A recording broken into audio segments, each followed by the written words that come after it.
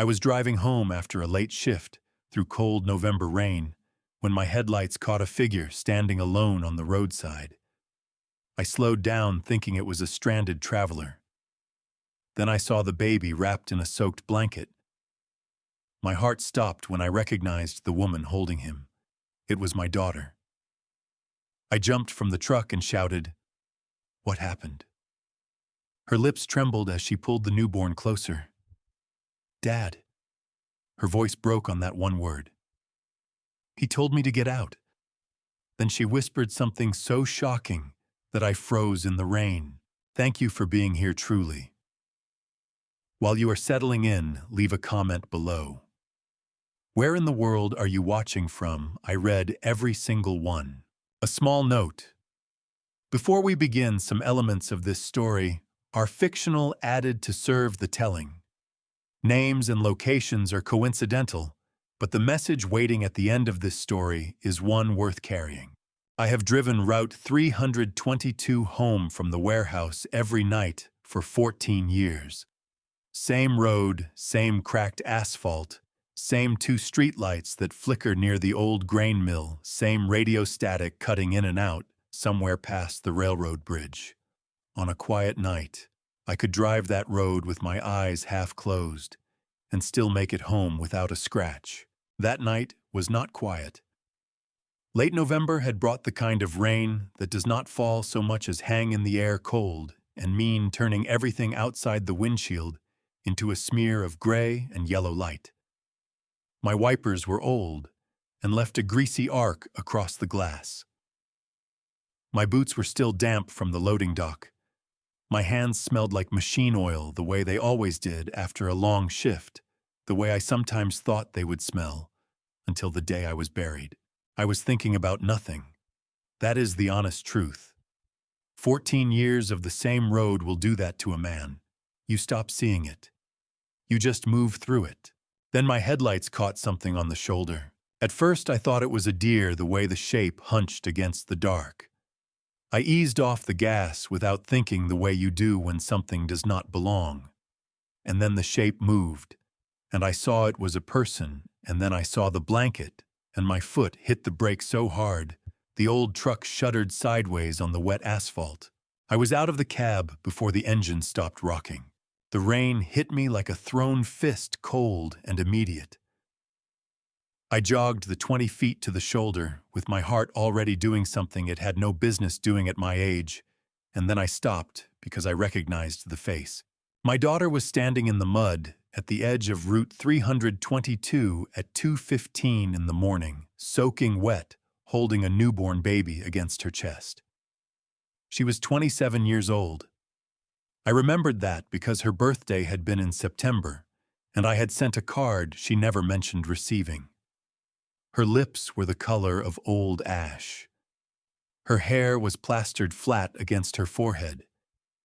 She was shaking so hard I could see it from 3 feet away, her whole body trembling in waves, and she was holding that baby like he was the only solid thing left in the world.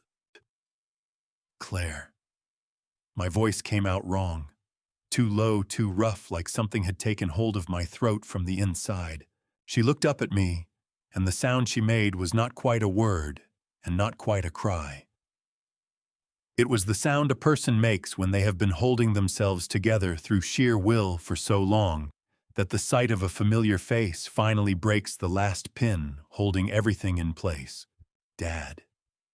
Her voice cracked wide open on that one syllable. He told me to get out. He opened the door and he told me to get out, and I had Everett and I didn't. Her knees buckled. I caught her before she went down, one arm around her shoulders, feeling the soaked fabric of her jacket, feeling her shaking against me like a leaf in a gale. Before her knees gave way completely, she pressed her lips against Everett's head and said quietly enough that I almost did not hear it over the rain, "Dad, the house was never mine to begin with." I did not understand those words yet. I would not understand them fully for another 4 days. The baby Everett, she had said. Everett, my grandson, I had never been allowed to meet, made a thin, reedy sound against her chest, the kind of sound that cuts straight through a man's ribs and grabs hold of something he did not know was still there. "I've got you," I said. "I've got you both. Come on." I got them into the cab. The heat was already running, and I turned it as high as it would go, watching Claire fold herself into the passenger seat with the kind of careful, deliberate movement of someone whose body has stopped trusting itself. Everett was 3 weeks old. 3 weeks. His face was scrunched and red and furious-looking, and his tiny fist had worked its way free of the blanket and was waving at nothing. I did not take them home. One look at Claire's lips, one touch of Everett's cold cheek through the blanket, and I turned the truck toward Hershey. Penn State Health, Milton S. Hershey Medical Center, sits about 15 minutes east of Harrisburg, big and bright and relentless with its fluorescent light, the kind of place that does not care what time it is or what brought you there. I pulled into the emergency bay and had Claire inside before anyone could tell me where to park. A nurse named Miriam Cole met us at the intake desk. She was a compact woman in her 50s with silver-streaked hair pulled back tight and the calm, unhurried manner of someone who had seen every version of bad news and learned not to flinch. She took one look at Everett, said, "Let me take him," in a voice that made it clear this was not a request, and had him wrapped in a warmed blanket and under a heat lamp within 90 seconds. "His temperature is a little low," she said, checking a monitor with brisk efficiency. "But his color is improving and his lungs sound strong. You got here fast enough." She looked at me when she said that last part. I did not know what to do with that, so I just nodded. They took Claire next. Mild exposure, elevated blood pressure, no serious injury. A doctor I did not catch the name of told me she needed warmth and rest and something to eat. I said I understood. I was standing in the hallway outside the exam room, still in my damp work jacket, still smelling like machine oil, when a woman in a dark cardigan approached me with a clipboard and a measured expression. "Mr. Gaines, I'm Donna Marsh. I'm the social worker on duty tonight." She was in her late 50s, practical and unhurried, the kind of woman who had spent decades sitting across from people in crisis and had learned to cut straight to what mattered. "I need to ask your daughter a few questions when she's feeling up to it. Standard procedure when we have a situation like this." She paused, her pen hovering over the clipboard.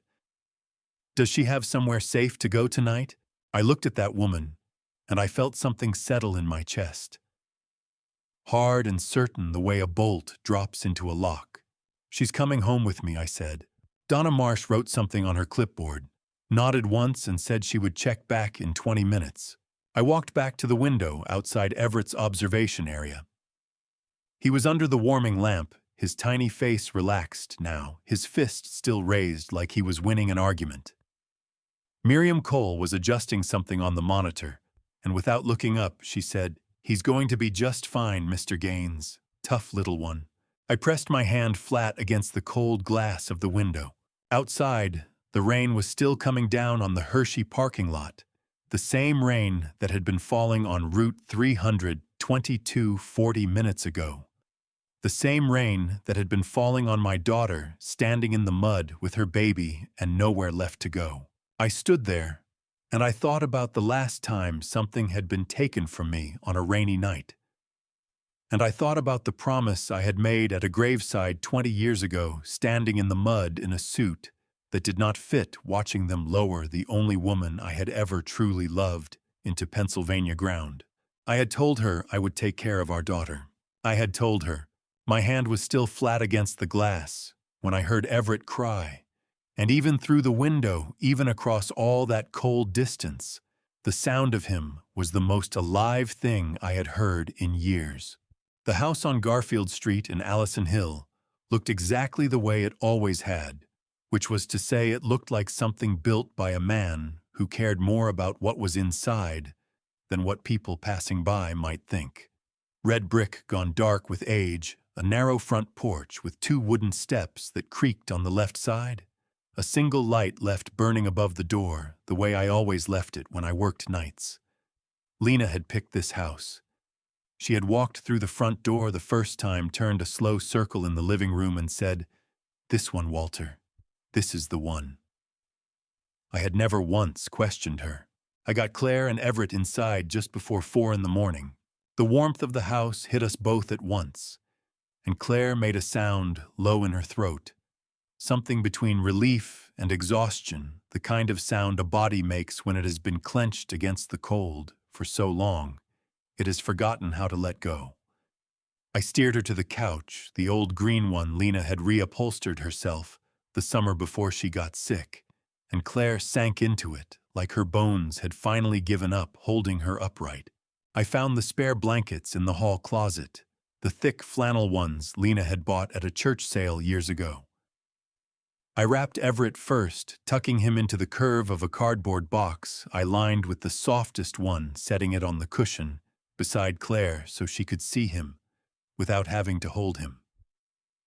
Her arms were still shaking.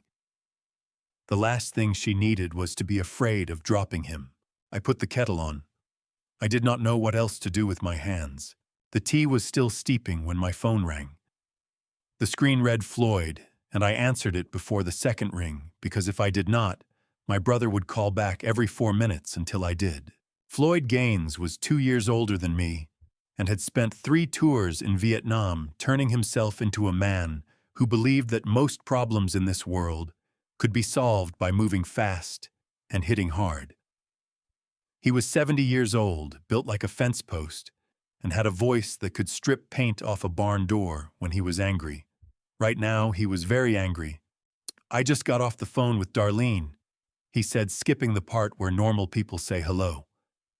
"She said she saw your lights on and Claire's car is gone and she heard crying. Walter, what in the hell is going on over there?"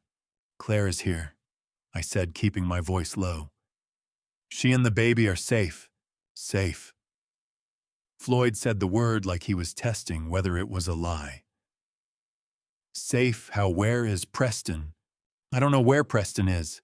There was a pause, and in that pause I could hear Floyd working himself up the way he always did, that old familiar sound of a man who loved his family so fiercely it sometimes came out looking like rage. "You give me that man's address." Floyd said, his voice dropping to something quieter and far more dangerous. "And I will be in my truck in 4 minutes.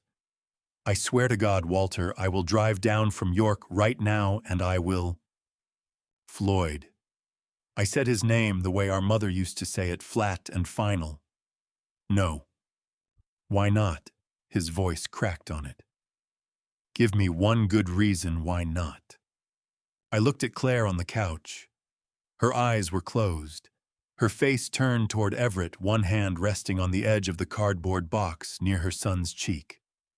She was still shaking, but less now. The warmth was working.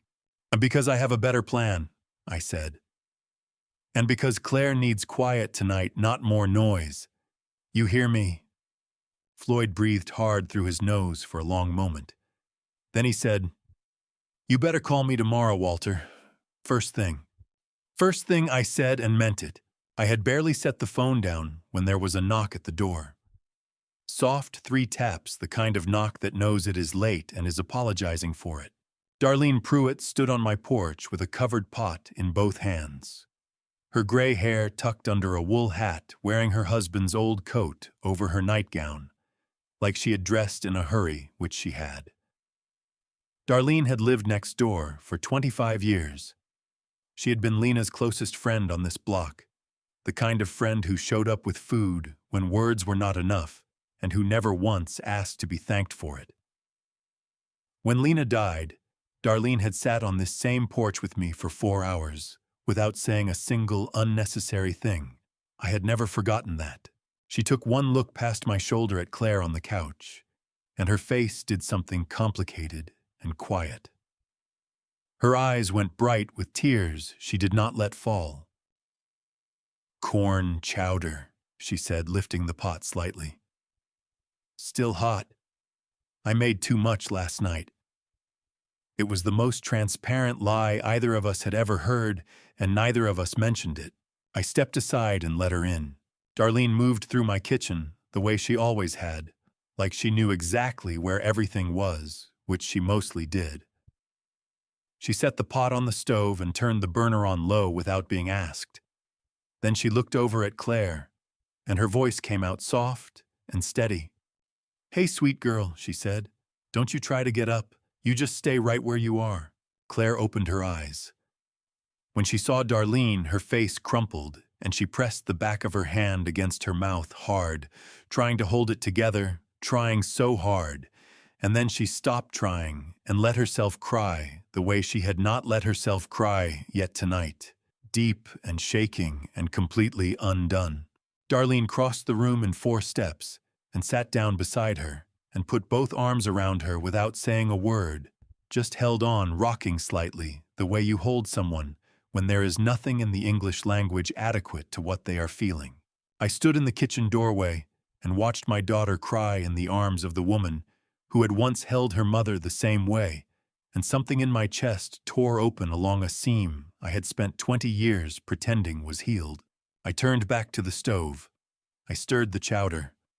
I kept my back to the room until I was sure my face was my own again. By the time Claire's breathing had steadied, and Darlene had settled Everett back into his makeshift bed, and the chowder was sitting warm on the coffee table, it was nearly 5 in the morning. Claire's eyes were already closing. I waited until her breathing went slow and even. Then I walked to the small desk in the corner of the living room, the one that had been Lena's, the one I had never moved or changed or opened very often, because it still smelled faintly like her. I pulled open the bottom drawer and found what I was looking for underneath an old insurance folder. A piece of paper folded in quarters, soft at the creases, from years of being refolded and put away. A phone number written in my own handwriting, copied from a card I had been given at a funeral 20 years ago and never thrown out. Constance Webb, attorney at law. I stood there in the half-dark of my own living room, holding that piece of paper, listening to my daughter breathe and my grandson sleep and the rain finally beginning to ease outside. I had not called this number in 15 years. I had told myself there was no reason to. I had told myself a lot of things over the years that I did not entirely believe. I folded the paper once and put it in my shirt pocket right over my heart. Tomorrow, I thought. First thing. The kitchen was gray and quiet when I sat down at the table with Claire's phone in front of me. Outside, the rain had thinned to something barely there, more mist than water, turning the window above the sink into a smeared watercolor of the backyard fence and the bare maple tree Lena had planted the year we moved in. The coffee in my mug had gone cold. I had forgotten to drink it. Darlene was in the living room. I could hear her moving softly the way she always moved when she thought someone nearby was sleeping, adjusting Everett's blanket, easing a pillow under Claire's head. She had not gone home. I had not asked her to stay. Some things between neighbors who have known each other long enough do not require asking. Claire had handed me the phone before she fell asleep. She had held it out with both hands, the screen cracked across one corner, and said, "I don't want to look at it anymore, Dad. I can't." So I took it. I told her I would. I sat there for a long moment before I unlocked it. What I found inside did not surprise me the way I thought it would. That was almost worse. Surprise would have meant I had not already understood on some level what kind of man Preston Hale was. Instead, reading through those messages was like watching a slow, methodical dismantling the way a careful man takes apart a machine he intends to keep for himself.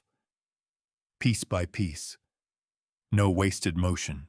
The texts went back 18 months. Early on, they were mild enough that you could almost read them as concern. "Where are you? You didn't answer." I was worried, but the worry curdled fast. By spring, they had become something else entirely. "You don't need to call your father. What does he give you that I don't? I take care of you. Remember that. And then by summer, if you go to that lunch with your old co-workers, Don't bother coming home for dinner. And you made me look like a fool in front of my colleagues tonight. We'll talk about that when you get home. My jaw tightened with every scroll. My thumb moved slowly, steadily the way I moved when I was working through something difficult at the warehouse and needed to keep my hands busy so the rest of me stayed controlled. Then I found the messages to Nadine Cross. Nadine Cross was a name I did not know, but context made her identity plain enough within 3 exchanges. She was not a colleague, not a friend, not someone Preston mentioned to Claire. She was the woman he messaged after midnight, the woman he made plans with in language that was clipped and practical and entirely without warmth, as if even his betrayal could not be bothered to be romantic. The message that stopped my thumb cold was dated 3 days before Everett was born. Once she has the baby, I'm done with all of this. The house is what I need. Everything else is just noise. I read it twice. Then I set the phone down on the table very carefully, the way you set down something fragile, even though what you actually want to do is put your fist through the nearest wall. I pressed both palms flat on the table. I breathed in through my nose and out through my mouth the way the doctor had told me to do years ago when my blood pressure ran high. The wood of the table was cool and solid under my hands. I focused on that. The house. He had said the house. I was still sitting there when Claire appeared in the kitchen doorway, wrapped in the flannel blanket, her hair loose around her face. Her eyes swollen from crying and short on sleep. She looked at me, and then she looked at the phone on the table between us, and something in her expression told me she already knew what I had found. "How long?" I asked. I kept my voice even. It took some doing. Claire crossed the kitchen and sat down in the chair across from me. She pulled the blanket tighter around her shoulders. Her eyes filled, but she did not look away. "The controlling started about 6 months in," she said. "I told myself it was because he was stressed at work. I told myself a lot of things." Her voice was steady in the way that voices get steady when a person has rehearsed the truth so many times in their own head that saying it out loud has stopped feeling new. The texts to her, I found one by accident about 8 months ago. I confronted him. He cried. He said it was nothing, that he was lonely because I was always tired from the pregnancy. She let out a breath that was almost a laugh, but not quite. And I believed him. Because I wanted to. Because the alternative was... She stopped. Her chin trembled once hard, and she pressed her lips together and steadied herself. The alternative was that I had made a terrible mistake and I had no one to help me fix it. "You have me," I said. She looked at me across the table and her eyes spilled over. She wiped at them quickly, almost angrily, like she was frustrated with herself for crying again. "I know that now," she said. "I'm sorry it took me this long to come home." I reached across the table and put my hand over hers. Her fingers were cold. I held on. We sat like that for a moment, the two of us in the gray morning light, the coffee going cold, the sound of Darlene humming something faint and tuneless in the next room. Then I picked up Claire's phone one more time. I was going to put it down on the counter out of the way when the screen lit up with a notification I had not seen before. Not a text. Not a missed call. A small icon in the corner of the screen. Barely visible. Tucked inside the settings menu like someone had placed it there deliberately and carefully, hoping it would never be found. I knew enough about phones to know what a location tracking application looked like. My hands felt suddenly very still. Preston Hale knew exactly where Claire was. He had known since the moment she stepped out of that car last night. He had known all morning. I stood up from the table so fast, my chair scraped against the floor, and Claire flinched at the sound. "Dad, what is it?" I turned the phone toward her so she could see the icon. Her face went the color of old paper. Her hand came up and pressed flat against her mouth, and above it her eyes were wide and bright with something that was not quite fear and not quite fury, but lived in the terrible space between the two. "He's been watching me," she whispered. "This whole time he's been watching me." "Not for much longer," I said. Preston knew where she was. He had known since the moment she stepped out of that car. But a man like Preston did not move without a plan in place first. He would be waiting until he had spoken to Garrison Locke, until he knew exactly how much leverage he still held.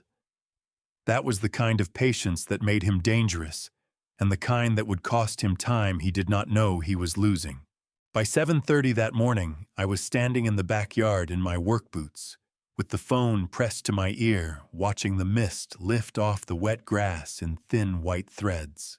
Tommy Reeves picked up on the second ring, which meant he was already awake, which meant Darlene had probably gotten to him before I did. Tommy was 45 years old, had worked the loading dock beside me for going on 9 years, and was the kind of man who fixed things. Not in a dramatic way. In the quiet, practical way of someone who had grown up without much and learned early that if something was broken and you wanted it working again, you had better figure it out yourself. "I already heard," he said before I could say a word. "Darlene called me at 6. You doing all right, Walt?" I need you to walk me through something," I said. "Claire's phone has a tracking app running in the background. I need to kill the signal without deleting the app." There was a short pause. "You want him to think she's still there. I want him to think nothing has changed." Tommy walked me through it in under 3 minutes, step by step, his voice patient and unhurried the way it got when he was explaining a loading sequence to a new hire. "Go to Settings, Privacy, Location Services. Find the app. It would be listed under a generic system name to avoid detection. Toggle the location off. Leave the app itself untouched." I followed every step while he talked. When I was done, I stood there looking at the screen, at that small, innocuous icon sitting in the settings menu, like it belonged there, and I felt something cold and deliberate settle into my chest. "Done," I said. "Good." Tommy paused. "Walt, those 2 guys I told you about, the ones asking around the neighborhood last night." His voice dropped a register. "They came back this morning, 7 o'clock, parked 2 blocks down on Forster Street. I walked past them on my way to the corner store. Dark sedan Philadelphia plates. They weren't delivering anything. I did not like the sound of that at all. Keep your eyes open," I said. "Don't approach them." "Well, I wasn't planning on it," Tommy said. "You need anything else, you call me, day or night." I went back inside. Claire was sitting up on the couch, Everett awake and fussing in her arms, his small face scrunched with the particular outrage of a baby who has decided it is time to eat and cannot understand why the universe has not yet complied. Darlene was in the kitchen, heating formula, moving with the calm efficiency of a woman who had raised 3 children of her own and retained every piece of muscle memory.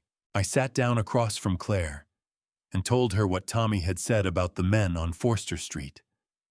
Her face tightened. She pulled Everett closer against her chest, and he squirmed and let out a thin, indignant wail that cut right through the quiet of the house. "They're his," she said, "not a question." "Most likely, oh no," I said. She looked down at Everett. Her jaw set. There was something new in her expression, something that had not been there last night, something harder and quieter than fear. She had crossed some internal line in the night, I realized. Some threshold where terror stops being paralyzing and starts being fuel. "What are we going to do?" she asked. I reached into the breast pocket of my flannel shirt and pulled out the folded piece of paper. I set it on the cushion between us, smoothed flat Constance Webb's name and number, written in my own hand from 20 years ago. Claire looked at it. "Who is this?" "Someone your mother trusted," I said. "Someone I should have called a long time ago." I went out to the back porch to make the call. The air was cold and damp and smelled like wet leaves. I unfolded the paper, stared at the number for a moment, and dialed. It rang once. Constance Webb. Her voice was exactly as I remembered it. Measured, unhurried. The voice of a woman who had spent 40 years in rooms where people said difficult things and had learned to receive them without flinching. "Constance," I said. "This is Walter Gaines." A beat of silence. Then, "Walter Gaines." She said my name the way you say something you have been expecting to hear for a long time. Not surprised, not relieved, just ready. I've been waiting for this call. Something about those words hit me in a way I had not anticipated. My hand tightened on the phone. "I found something in my daughter's bag," I said. "Papers. A debt notice for $150,000 with her signature on it. Except it's not her signature." I heard the soft sound of Constance setting something down on a desk. Bring it to me," she said. 2 o'clock, my office on Market Street, and Walter. She paused, and in that pause was the weight of something much larger than a forged signature. "Do not let Claire sign anything else. Not one more page. Do you understand me?" "I understand," I said. Another pause. Shorter this time, but somehow heavier. "And Walter, don't open the box yet." I stood there on the back porch with the deadline in my hand and the cold air on my face, and no idea what box she was talking about. But the way she had said it, quiet and certain, like she had been waiting 20 years to say exactly those words, told me that whatever was in it, it had been waiting for me just as long. The staircase up to Constance Webb's office was narrow and wooden, and complained under my boots with every step, the kind of staircase that had been built when the building was new and had been quietly protesting ever since. The door at the top had a frosted glass panel with her name stenciled in black letters, neat and unadorned. No flourishes, no tagline. Just the name and the profession, the way people used to do things before everything became a brand. I knocked once. She said, "Come in," before my knuckles had finished the second tap. The office inside was exactly the kind of room I would have expected from a woman who had spent 40 years doing serious work and had never once felt the need to apologize for it. Floor-to-ceiling bookshelves on 3 walls, legal volumes and case files, arranged with a precision that suggested they were actually used rather than displayed. A desk that was old and heavy and covered in organized stacks of paper. An antique clock on the wall that ticked with the slow authority of something that had outlasted several generations of human urgency. Constance Webb herself was standing when I came in, which surprised me. She was 65 years old, trim and upright, with silver hair cut close and sharp gray eyes that assessed me in the half-second before she extended her hand. She wore a navy blazer over a white shirt, no jewelry except a single watch on her left wrist, and she had the particular stillness of a woman who had learned long ago that composure was not the absence of feeling, but the careful management of it.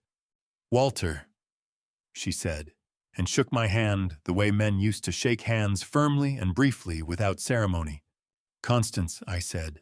She gestured to the chair across from her desk and sat down herself, folding her hands on the blotter in front of her. On the corner of the desk, almost out of sight, was a small framed photograph.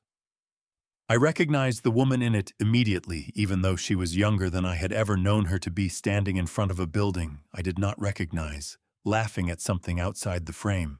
My throat closed for a moment. I made myself look away. "I called my document examiner this morning," Constance said, getting straight to it the way I appreciated right after you phoned. "She had a look at the images you sent me of the signature. Her assessment is that the signature on that debt notice is not Claire's." She paused. "The probability, in her professional opinion, is 97%. I exhaled slowly. I had known. But hearing it confirmed by someone whose job it was to know made it settle differently, heavier and cleaner at the same time. "He had it made," I said. "He had it made." Constance agreed. "Which means he planned this. Not in a moment of desperation. not as a reaction to something that went wrong. He planned it before it was necessary, which tells us he always intended for it to be necessary. She opened a folder on her desk. Now, there is something else you need to understand, and I want to explain it carefully. She walked me through it in the methodical way of someone who had explained complex things to non-lawyers for 4 decades and had learned exactly how much detail to include and where. Lena, she said, had first come to see her not long after Claire was born. Lena had been worried even then about what would happen to her daughter if something happened to her.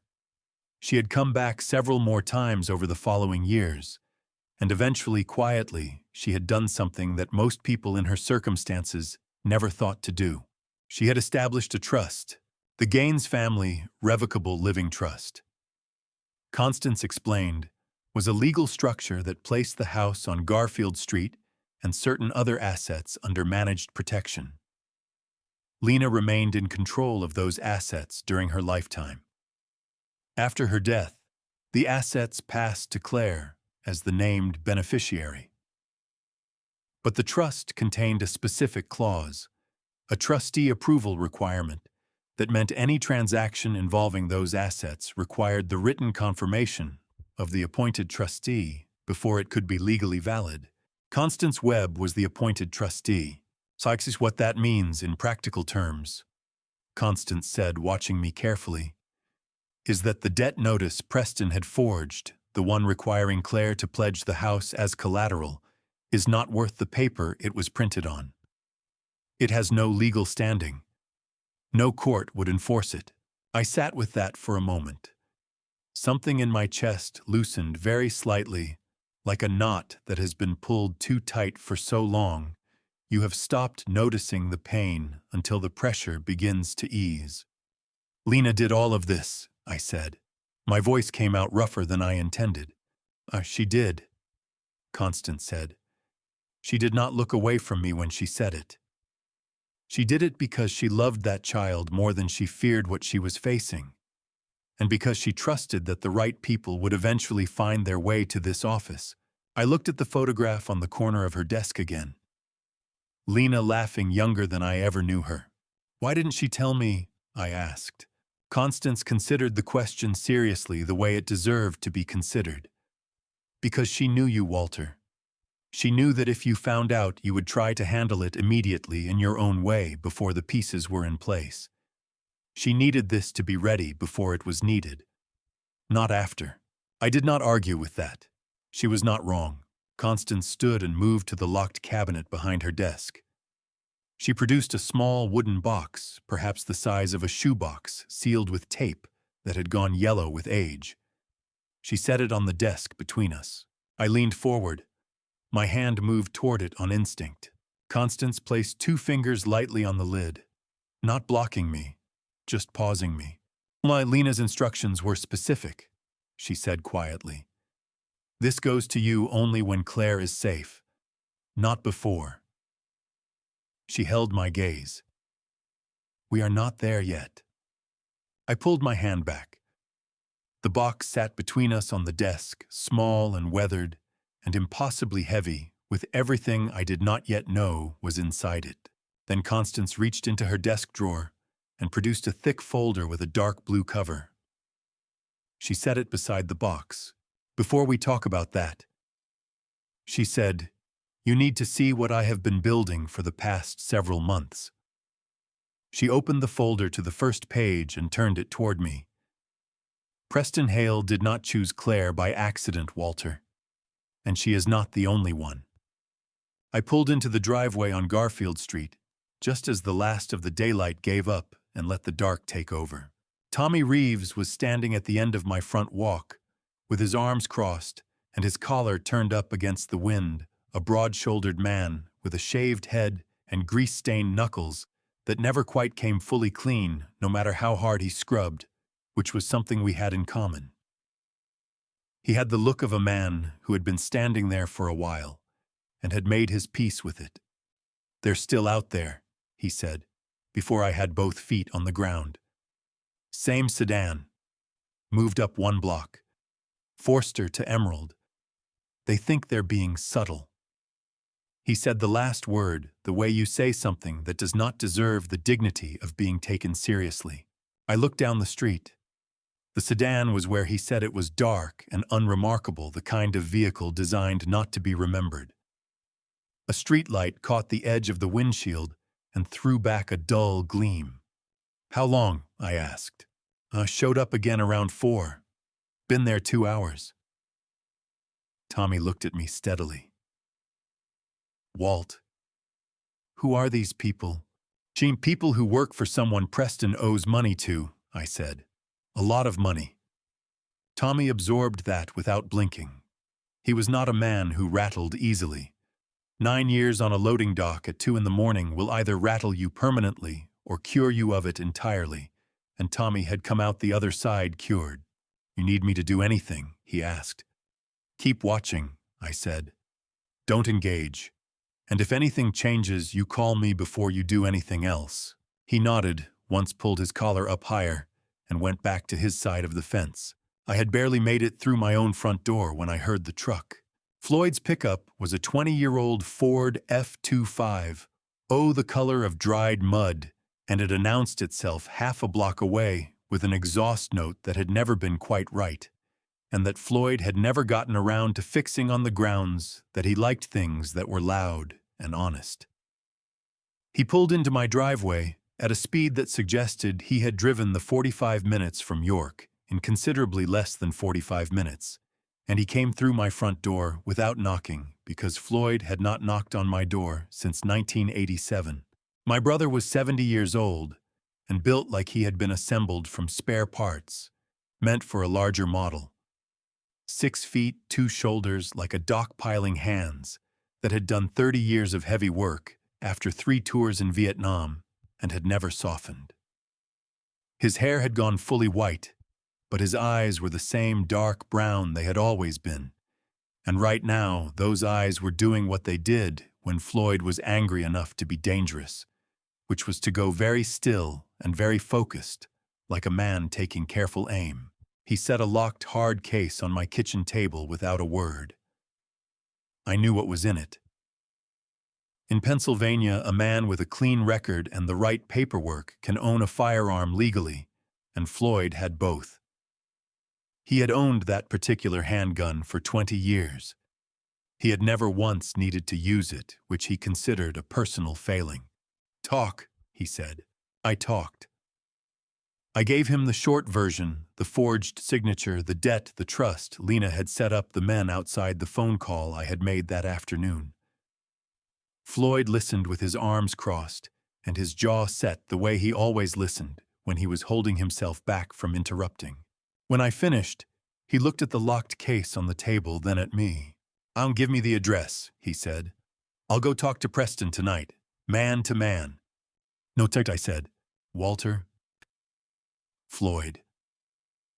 I pulled out a chair and sat down deliberately slowly the way you sit when you want someone to understand that you are not going anywhere, and neither is this conversation. Sit down. He did not sit down, but he stopped moving toward the door, which was progress. You go over there tonight, I said, and you give him exactly what he needs. A reason to call the police and make himself the victim. Everything Constance is building, everything I've been doing today goes out the window. Claire loses every legal advantage she has. You understand what I'm telling you? Floyd's jaw worked. He looked at the case. He looked at me. His hands opened and closed at his sides, that old restless energy of a man who had spent his life solving problems with forward motion and was being asked to stand still. I just want to do something, he said, and his voice came out rougher than I think he meant it to. I just want to do something useful, Walter. I drove down here because I couldn't sit in that house in York and do nothing. I know, I said. Darlene appeared in the kitchen doorway. She had been in the living room with Claire and Everett, and she had clearly heard enough. She looked at Floyd with the calm, unsentimental expression of a woman who had known him for 20 years and had very little patience for what she called his particular brand of loving someone badly. Floyd Gaines. She said, "Your sister-in-law spent 20 years making sure that little girl would be protected. She did it quietly, and she did it smart. Now you sit down and you let your brother finish what Lena started." Floyd stared at her. Darlene stared back. She had 4 inches and 60 pounds on the wrong side of that exchange, and she did not blink once. Floyd pulled out a chair and sat down. I picked up my phone and called Constance. She answered on the first ring, and I told her about the men on Emerald Street. She said 3 words, "I'll call Briggs." I did not know who Briggs was yet, but her tone told me he was someone who would know what to do. I had just set the phone down when it rang again. Unknown number. Philadelphia area code, I answered. The voice on the other end was male flat, and entirely without warmth, the kind of voice that has said threatening things so many times it no longer needs to perform the threat. It simply states, "Yeah, Mr. Gaines.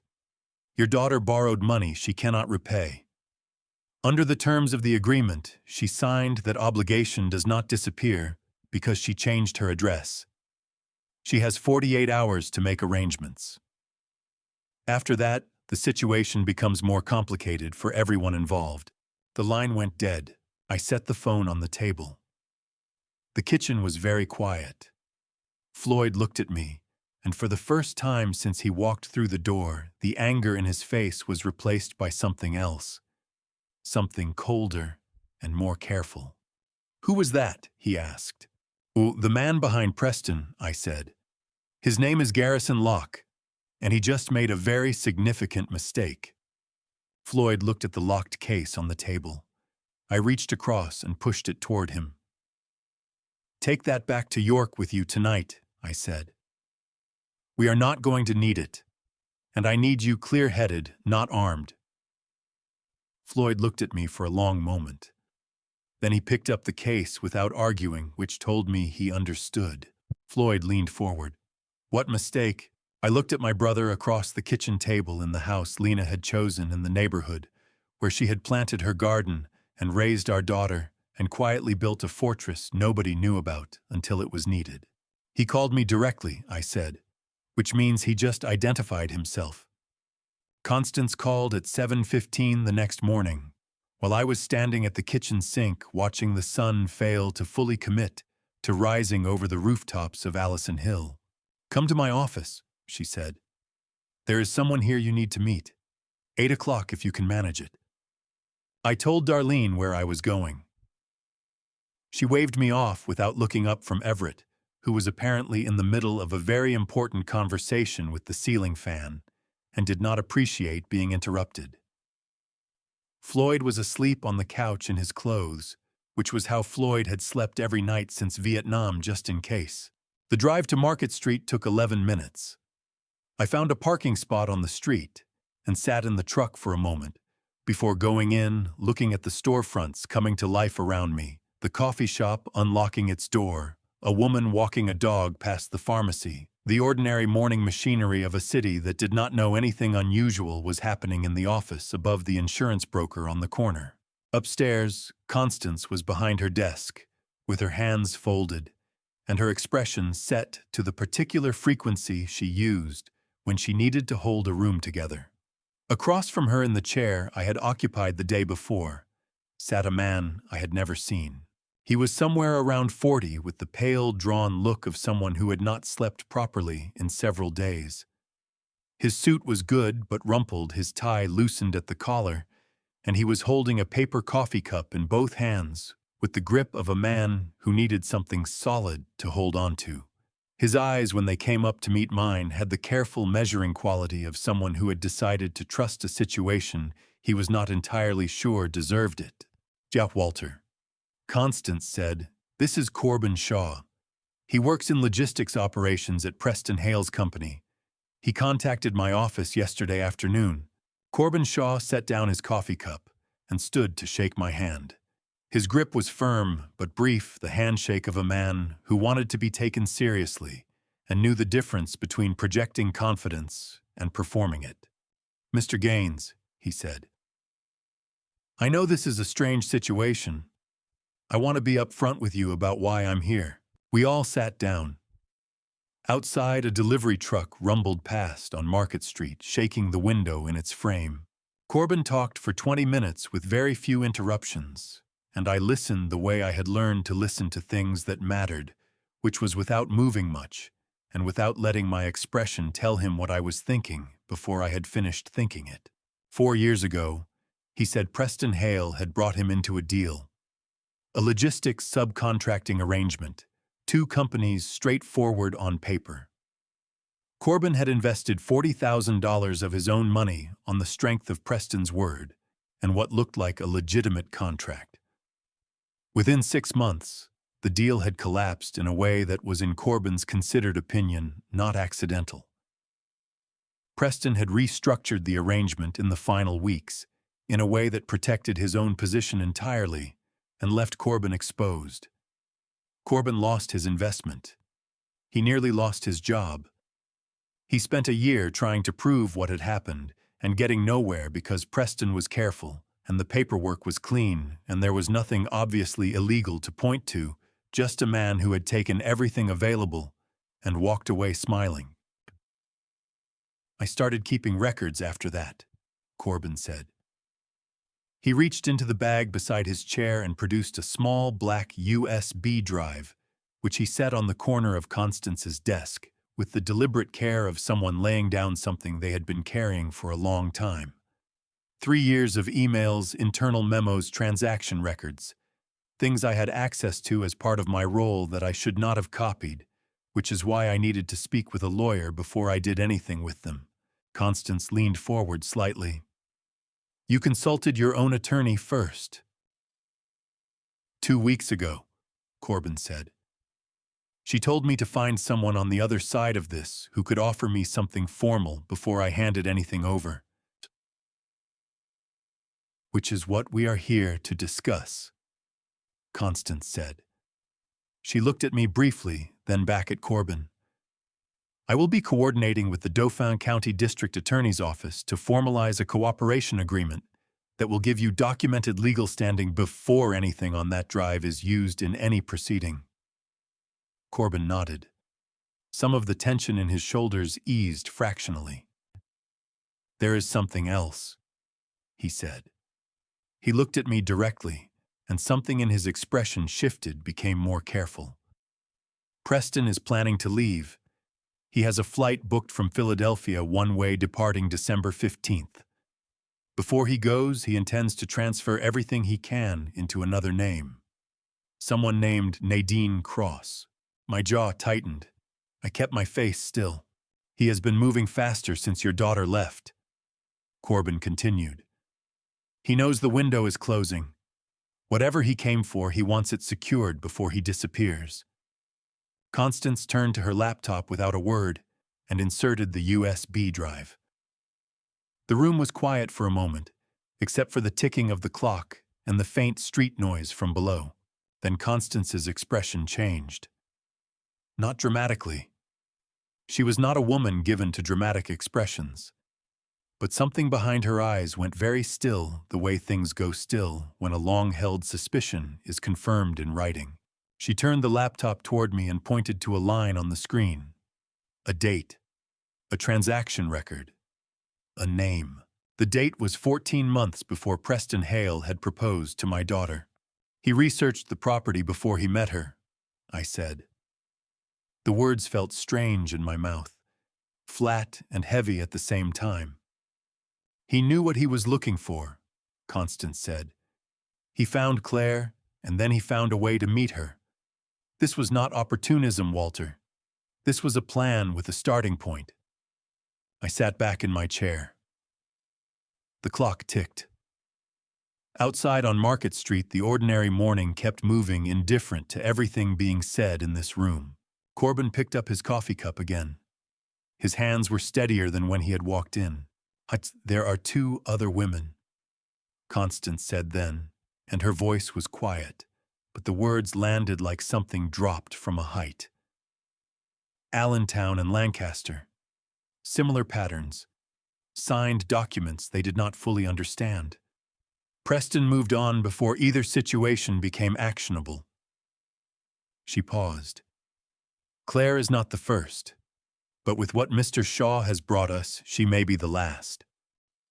That same afternoon, after Corbin Shaw had gone and the witness protection paperwork had been set in motion, Constance closed her office door and sat back down across from me with the particular quietness of a woman who had been waiting all day to say something she had been holding for 20 years.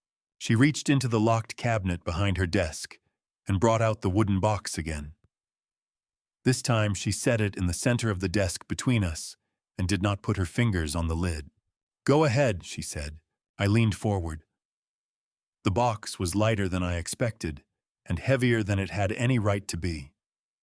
The tape sealing the lid had gone brittle with age, and it pulled away with a soft, tearing sound that felt in the silence of that office louder than it was.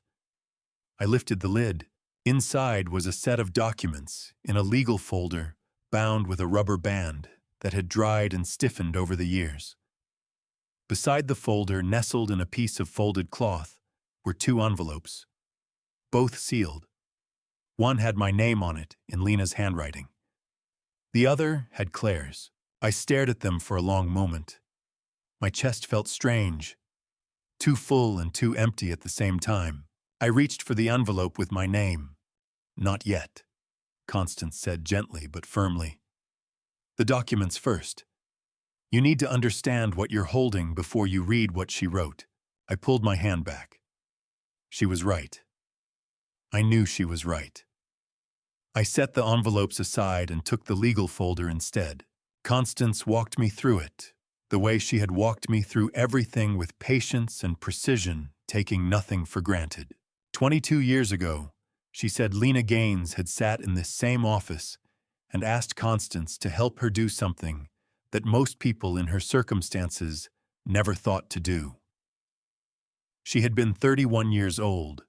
Claire had just turned 3, and Lena had looked across this same desk and said in a voice that was calm, in the way that calm sometimes costs everything, to maintain that she did not know how much time she had, and she wanted to make sure her daughter would be protected no matter what happened. The Gaines Family Revocable Living Trust was the result of that conversation. Constance explained the structure the way a good teacher explains something complex, by starting with what it meant in plain terms before working backward to the legal mechanism. The trust placed the house on Garfield Street and a small savings account under a formal legal framework. Lena remained in full control of those assets during her lifetime. After her death, the assets would pass to Claire as the named beneficiary. But the trust contained one clause that Lena had insisted upon and that Constance had drafted with considerable care. Every transaction involving trust assets required the written confirmation of the trustee before it could take legal effect. No exceptions. No workarounds. Constance Webb was the trustee. "What that means," Constance said, "is that the debt notice Preston forged is legally void. A court would not enforce it. It has no standing. The house cannot be seized, sold, transferred, or encumbered based on any document Claire signed without my countersignature, regardless of what that document says or who witnessed it." I looked at the papers in my hands. Lena's name appeared on every page, her signature neat and deliberate at the bottom of each one. I traced the shape of it with my eyes without touching it. "She did all of this," I said, "while she was sick." "She did most of it before she knew how sick she was," Constance said. "And she finished it after. She came in for the final signatures 8 days before she went into the hospital for the last time.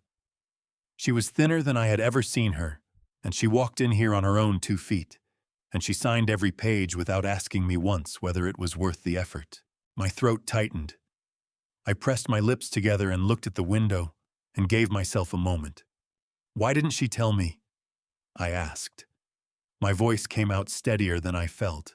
Constance looked at me with the direct, unsentimental honesty I had come to understand was her particular form of kindness. "Because she knew you, Walter." She knew that if you found out, you would act immediately in your own way before the structure was ready to hold. She needed the pieces in place first. She needed you to wait for the right moment, even though she could not tell you a right moment was coming. Constance paused. She trusted you to show up when it mattered. She just needed you to show up then, not before. I sat with that for a while. The clock on the wall ticked. Outside, the afternoon traffic on Market Street moved past in its ordinary way. Then I looked at the 2 envelopes on the desk. My name on one, Claire's on the other. 20 years of waiting folded into paper and sealed with whatever certainty Lena had left at the end. When I asked. When it is over, Constance said. That was her instruction, not before. I nodded. I could live with that. I had waited 20 years already. I could wait a little longer. I stood to go. Constance stood with me, and I was halfway to the door when she said my name. I turned. She had opened the legal folder to the very last page, the one I had not gotten to, and she was holding it out toward me. Her expression had shifted into something more careful.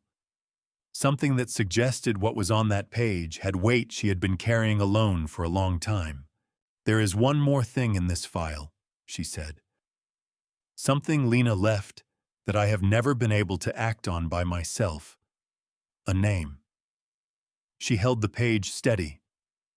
The name of the person who made sure that after Lena died, certain questions were never properly asked.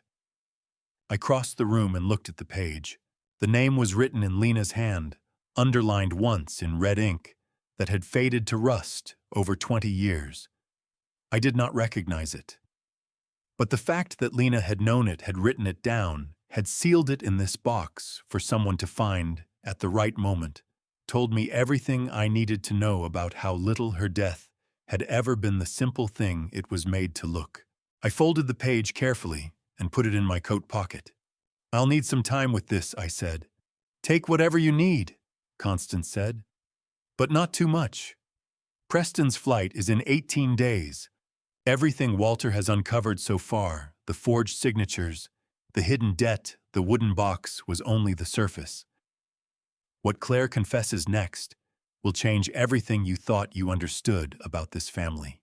Before I go further, drop the number 9 in the comments right now. It tells me you are still here, and honestly knowing that keeps me going. A small note. The story ahead contains some fictional elements built for narrative purposes. It may not reflect every detail of reality. If that is not what you came for, this is a good place to step away. But if you are staying, what comes next is worth it. The evening light through the kitchen window had gone the color of old brass by the time I pulled into the driveway on Garfield Street. Constance's office still felt present in my coat. The weight of that wooden box, the smell of old paper, and the name written in red ink that I had not spoken aloud to anyone yet. I sat in the truck for a moment before going inside. Through the front window, I could see the lamp Lena had chosen the year we repainted the living room. It was still burning in the same corner where she had placed it 22 years ago.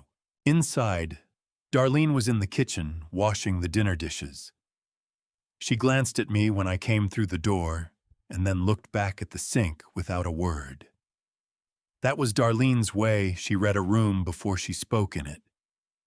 Baby Everett was asleep in the portable crib we had set up near the radiator, one small fist curled beneath his chin. I stood over him for a moment and felt the particular stillness of watching an infant sleep, the kind of quiet that has weight to it, that asks something of the person watching. Claire was sitting at the kitchen table with a mug of tea that had gone cold. She was not drinking it. She was staring at the grain of the wood, the way a person stares when they are rehearsing something they do not yet know how to say. I sat down across from her and put Constance's business card on the table between us. Claire looked at it, then at me. How long did you know? I asked. I had not planned to open with that question. It arrived before I could shape it into something gentler. Claire's hands tightened around the mug. Know what exactly? That the house was part of why he married you. The silence that followed was not the silence of someone who did not know the answer. It was the silence of someone deciding how much of the answer to give. "I didn't know about the trust," she said finally. "I didn't know Mom had set anything up. He never told me there was a legal structure. He talked about the property, about what the neighborhood was worth now, about development permits." She paused. "I thought he was just ambitious. I thought that was a flaw, not a plan. But you knew something was wrong." She set the mug down. "6 months ago, he asked me to sign something. He said it was a refinancing document. I asked him to explain it, and he got angry. Not loud, Preston doesn't get loud. He just went somewhere cold. He stopped answering questions." She looked at her hands. "I signed it. I kept my voice level." "Was that the only document?" "No." Darlene turned off the tap. She dried her hands slowly on the dish towel and walked out of the kitchen without being asked. The back door clicked shut softly behind her. "There were 3, Claire said. Over 14 months. He always had a reason. A refinancing. A secondary insurance rider. A co-signer release for an account he said he was closing." She finally looked up at me. "I didn't understand what I was signing, Dad. I want you to know that. But I didn't ask. And I knew somewhere underneath it that not asking was part of what he needed from me." The admission cost her something visible. I watched her carry it across her face before she could settle it somewhere she could manage. "Why didn't you come to me?" "Because I was ashamed." The words were simple and exact. "I had defended him to you. I had told you he was careful and responsible and that you didn't understand his ambitions. I had stood between the two of you every time you tried to ask a hard question." She exhaled slowly. "Coming to you would have meant admitting I had been wrong about all of it. And I wasn't ready for that until he left me on the side of Route 322 in the rain with a 3-week-old baby." I reached across the table and put my hand over hers. I had carried anger into this house tonight. Not a loud anger, the same kind Preston apparently used, the kind that goes cold and quiet and asks no questions. But sitting across from my daughter in the kitchen, where Lena had taught her to make biscuits, where she had done her homework, and cried over her first heartbreak, and grown into the person she was before she met a man who studied her vulnerabilities like a surveyor studies land, the anger lost its shape. What remained was something older and less convenient than anger. It was grief. It was the recognition that I had failed to protect her, not because I had not loved her, but because love alone had not been enough, and I had spent too many years believing it would be. "Constance Webb believes the signatures on at least 2 of those documents may be forged," I said. "Not all of them were you." Claire's breath caught. "What?" "She's having a forensic document examiner compare them against known samples of your handwriting. If even one is forged, it changes the legal picture significantly. It means he didn't just manipulate you, he impersonated you. That is a different category of crime entirely." She pressed her fingers to her mouth. "You are not in legal jeopardy for signing documents you did not understand," I continued. Constance was clear about that. Duress and lack of informed consent are recognized defenses under Pennsylvania law, but she will need your complete account, every document, every date, every conversation you remember. Everything you just told me and more. "I'll tell her everything," Claire said. "Whatever she needs." I nodded. Outside, Darlene's footsteps crossed the back porch. Everett made a small sound in his sleep and settled again.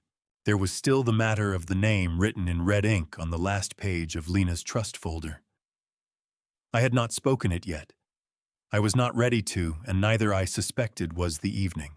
But tomorrow was already forming itself into something I could not avoid.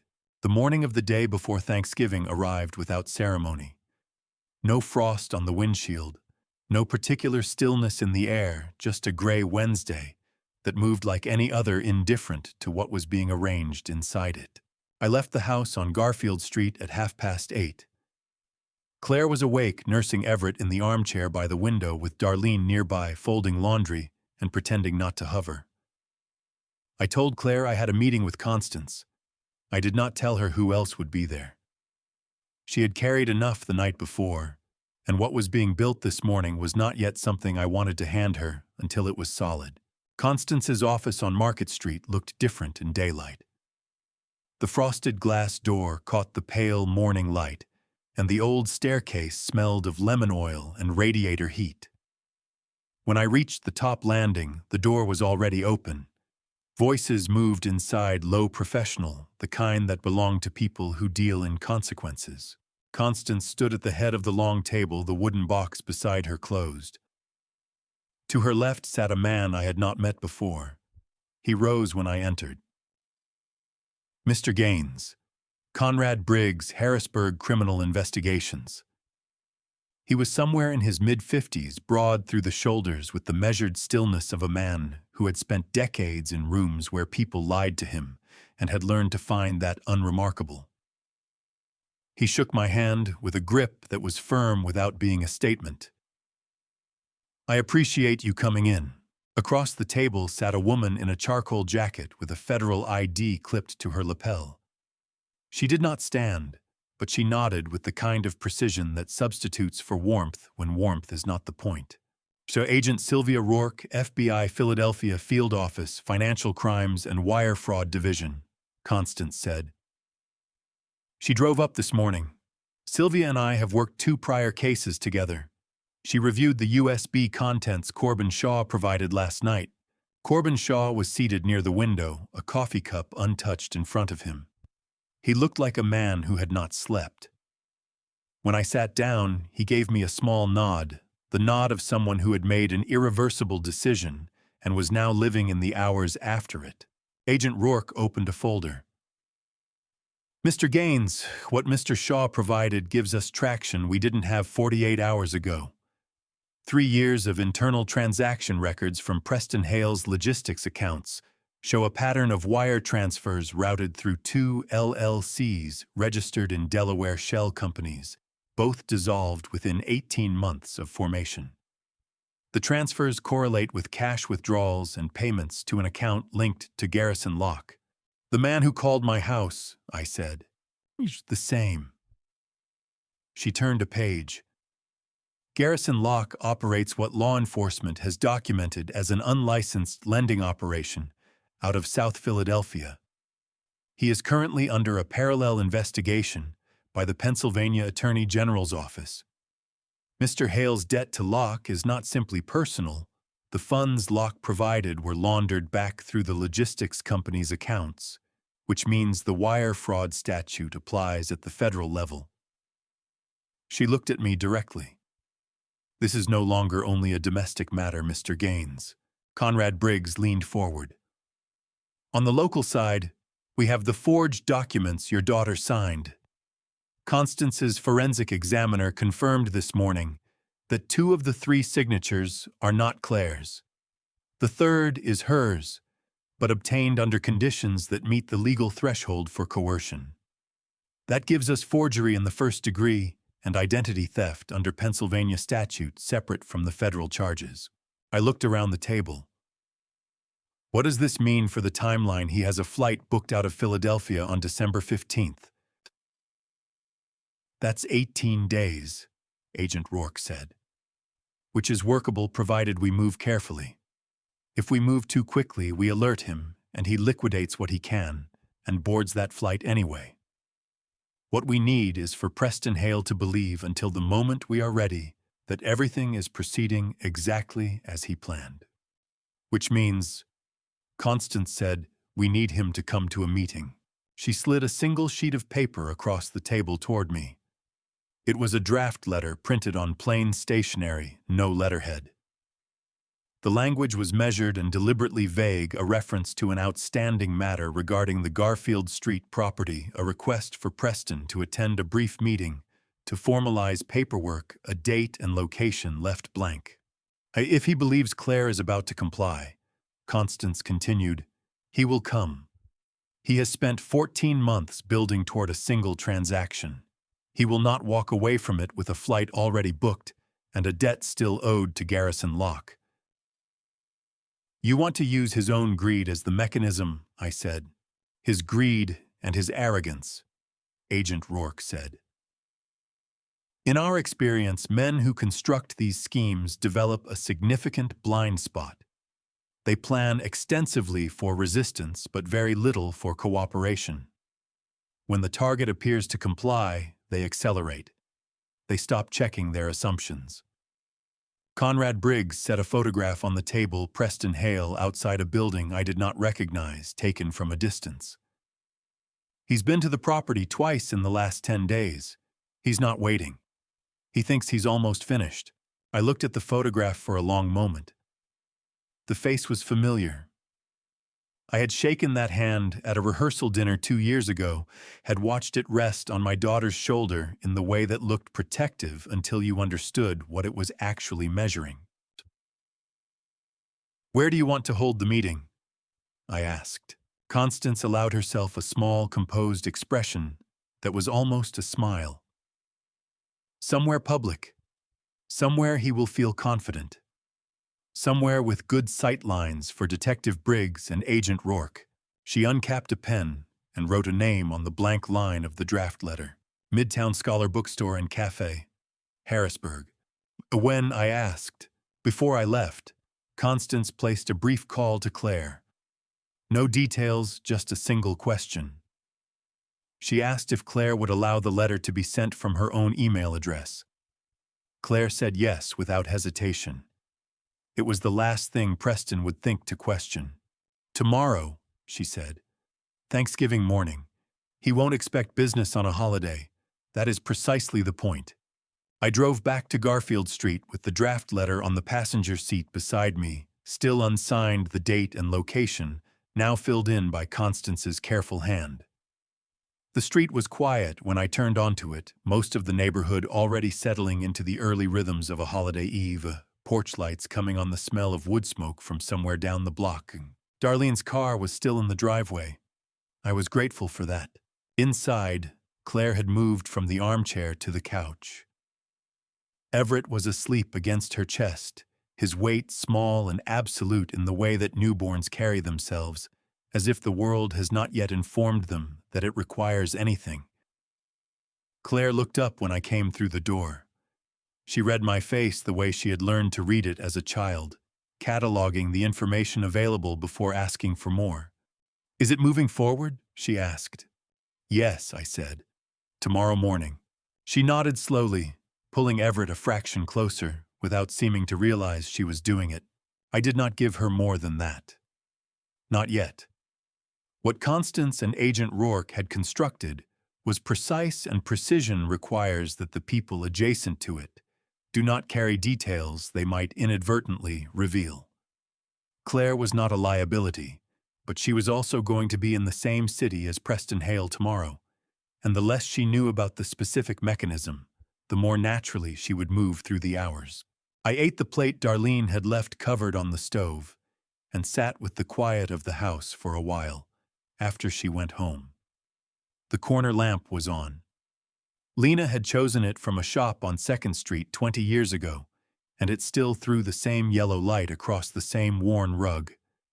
I had a strange awareness sitting there that Lena had sat in this same room, not knowing what was coming. That she had built something in secret, the trust, the envelopes, the wooden box, because she understood, in a way I had not, that protection sometimes has to be constructed long before the threat arrives.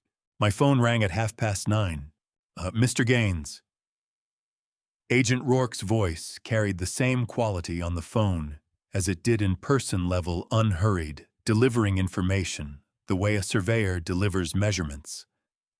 I want to walk you through what will happen tomorrow, so there are no surprises on your end. Go ahead, I said. The document Constance will present to Preston Hale at the cafe is a property settlement agreement, On its face, it appears to formalize a transfer of interest in the Garfield Street property, which is what he believes he is there to collect. What he will not know is that the document contains 3 specific provisions drafted by our legal team in coordination with the U.S. Attorney's Office. She paused, and I heard the faint turn of a page. The first provision references the debt instrument he filed against the property, the one with the forged signature. By signing the settlement, he implicitly acknowledges that document as legitimate. That acknowledgement made in writing constitutes his formal adoption of a forged instrument under Pennsylvania law, a felony. The second provision, she continued, includes a representation that all funds used in connection with the property transaction are from lawful sources. Given what Corbin Shaw's records show about the Delaware LLCs and the Garrison lock payments, that representation is knowingly false at the moment of signing. That is wire fraud, Mr. Gaines, because the transaction involves interstate financial instruments and electronic communication. It triggers federal jurisdiction the moment his pen leaves the page. I set down my coffee cup. The third provision, Agent Rourke said, is a release of all claims against Claire Gaines individually in exchange for the property interest. The moment he signs that release, he has formally confirmed that Claire was a party to the transaction, which means his earlier assertion that she voluntarily co-signed the debt instrument collapses entirely. He cannot claim she was a willing participant and simultaneously sign a release of claims against her. The legal positions are mutually exclusive. He won't see it, I said. It was not a question.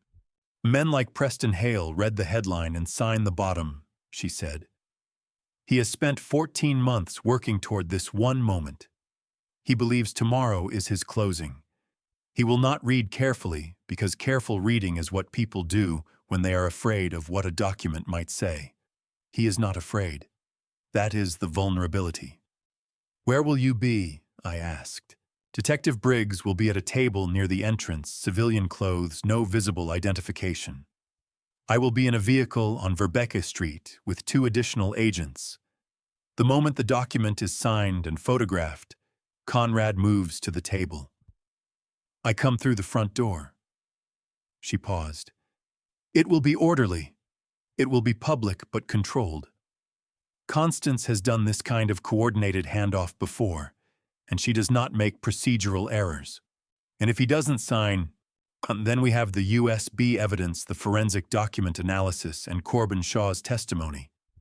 We build the case the slower way, and we move to prevent the December 15th departure through a court order. She was quiet for a moment. But he will sign, Mr. Gaines.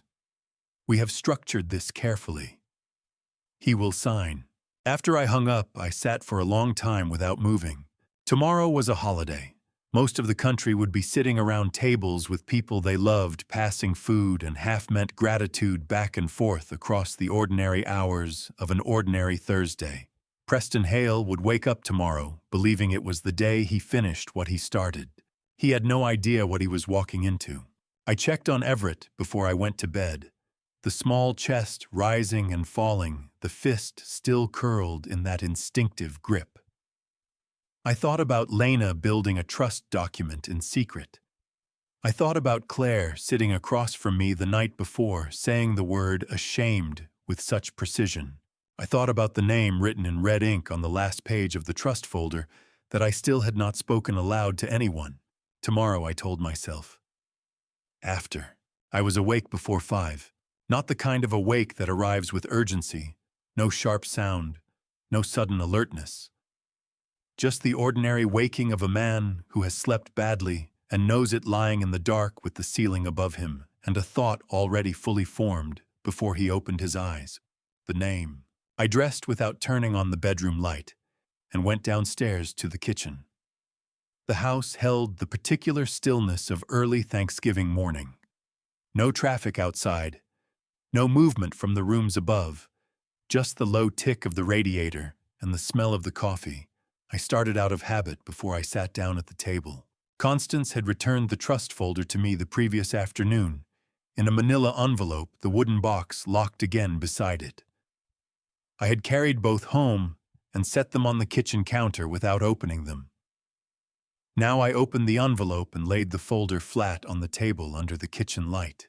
The Gaines Family Revocable Living Trust. Lena's signature on the bottom of every page, her handwriting, which I had not seen in 3 years, still recognizable in the particular way she formed the letter G, the small upward hook she gave the tail of every Y. I moved through the pages carefully, the way you move through something that belongs to someone who is no longer present to explain it. The last page, Constance had described it as a notation in red ink, a name written in the margin beside a clause that governed unauthorized access to trust records. The clause itself was standard legal language. Any person who attempts to obtain trust documents, beneficiary information, or asset schedules without trustee authorization shall be noted in the record and reported to the trustee. Below that clause, in Lena's own hand, in red ink that had faded to the color of old brick, was a single name: Raymond Locke. I sat with that name for a long moment. Locke. The same name as Garrison Locke, the man who had called my house, whose debt Preston carried, whose money had moved through Delaware shell companies and back into a logistics operation. Not a coincidence of surname, a family name, a connection that ran not sideways but downward through time. I pulled out my phone and called Floyd. He answered on the second ring, which told me he had not been sleeping either. "You're up early," he said. "Raymond Locke," I said. "Does that name mean anything to you?" A pause, long enough to be an answer before he gave one. "Where did you hear that name?" "See, Lena wrote it, in the trust document, in red ink beside the unauthorized access clause." Another pause. Floyd exhaled slowly, the sound of a man releasing something he had held for a long time. "Raymond Locke came to the house," he said. "This was God, Walter. This was maybe 4 years before Lena got sick. Maybe more. He came to the door and said he was doing research for a property development group. Asked questions about the neighborhood, about the house, about whether we had considered selling. Lena was polite. She answered a few things, and then she closed the door and didn't say much about it. But she wrote his name down." "Lena wrote everything down," Floyd said. "You know that." I did know that. Lena had kept notebooks for 30 years, grocery lists beside appointment reminders, beside observations about neighbors, beside things she read in the newspaper that she wanted to remember. I had donated most of them to the church after she died, unable to read them without coming apart.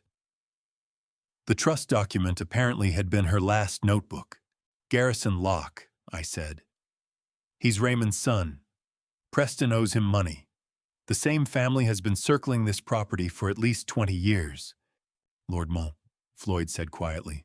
Lena knew something was wrong with that visit. She didn't know what it would become, but she knew enough to write the name down and put it where it would matter. She always knew more than she said. Floyd told me. The words carried no bitterness, just the clean recognition of a man who had loved his sister-in-law and understood her particular kind of quiet intelligence. "What are you going to do with it?"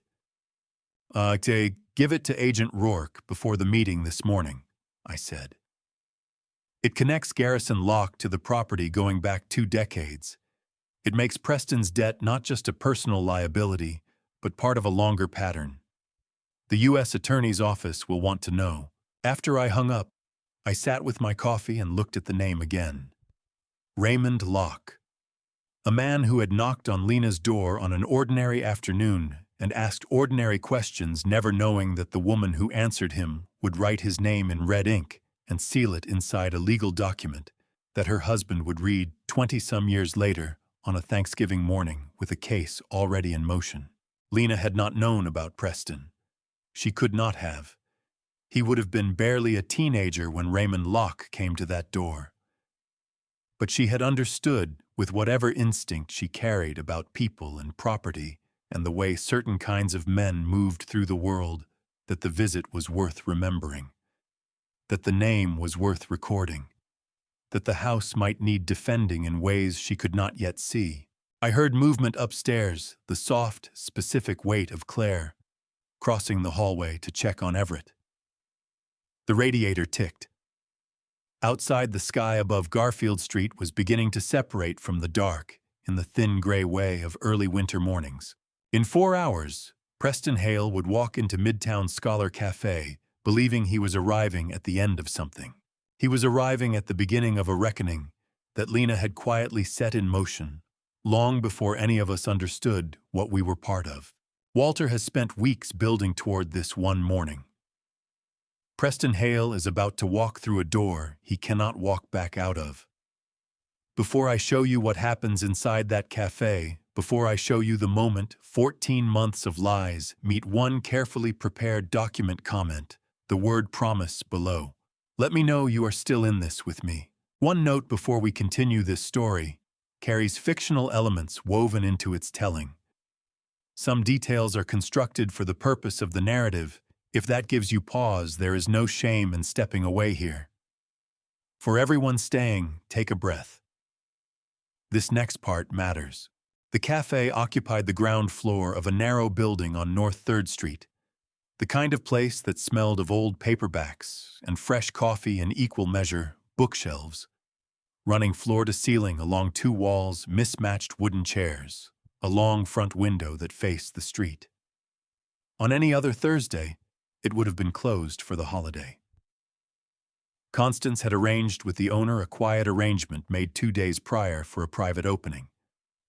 2 staff members moved behind the counter with the particular discretion of people who understood they were not the point of the morning. I arrived at 9:45. Constance was already at a corner table near the back, the wooden box beside her chair, and a leather portfolio open in front of her. She looked exactly as she always looked, composed, unhurried, dressed as though the occasion were a routine client meeting and not the carefully constructed end of a 14-month scheme.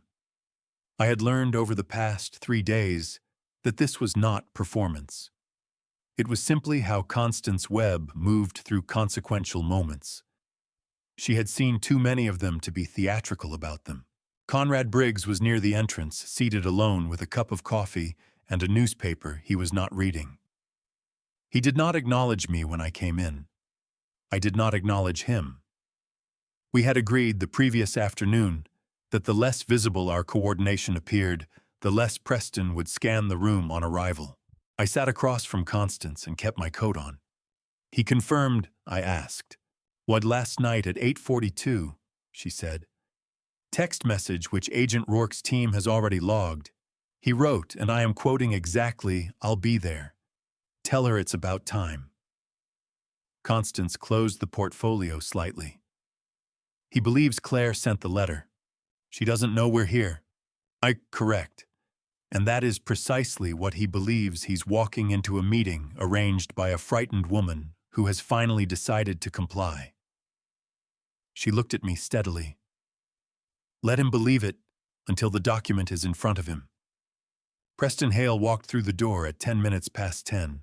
I had not seen him in 4 months. He looked the same as he always had, well dressed in the careful way of a man who understood that appearance was a tool, dark coat-collared shirt, the kind of easy confidence that reads as charm until you understand what it is actually covering. He scanned the room when he entered. His eyes moved across Conrad Briggs without pausing, which was exactly what we had expected. They landed on Constance and then on me, and something shifted in his expression. Not alarm, not quite. More like recalibration. He had expected Claire. He crossed the room anyway. Walter, he said, pulling out the chair across from Constance. He did not extend his hand. I didn't realize you'd be joining us. It's a family matter, I said. I'm family. He sat down and looked at Constance with the measured attention of someone deciding how much respect a situation requires. You're the attorney. Constance Webb. I serve as trustee for the Gaines Family Revocable Living Trust and as legal counsel for Claire Gaines in the matter of the Garfield Street property. She opened the portfolio fully and slid a single document across the table. This is the settlement agreement. I'd encourage you to read it in full before signing. Preston picked it up. He read the first paragraph, then the second. Then, exactly as Agent Rourke had predicted, his eyes moved to the bottom of the page. He was looking for the transfer clause, the headline, the thing he had come for. This formalizes the property interest transfer, he said. It was not a question. It formalizes the resolution of all outstanding matters related to the Garfield Street property, Constance said, including the debt instrument filed against the property in October, the joint account arrangements, and the release of all mutual claims between the parties. Claire agreed to this. Claire Gaines is represented by this office, Constance said.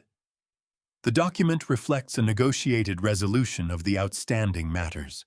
Preston set the document down and looked at me. I held his gaze without offering him anything from it. No anger, no satisfaction, no visible emotion at all. I had practiced this in the kitchen at 5 that morning, without knowing I was practicing it. I want to know why you're here, Walter, he said. There was something underneath the question, not quite suspicion, but the beginning of it. A man checking the walls of a room he thought he knew. Because Lena built this family, I said. And everything in it. Including the trust. Including this meeting. I let that sit for a moment. She was more careful than any of us knew. Something moved across Preston's face that I could not fully name. It was gone quickly, replaced by the easy recalibration he was apparently practiced at. He picked up the document again. He read more carefully this time the middle sections, now not just the bottom. I watched his eyes move across the page. I watched him reach the second provision, the one about the lawful source of funds. I watched his jaw tighten by a fraction that most people would not have noticed. Then he looked up at Constance. This is standard language, he asked. Standard settlement language, she said without inflection.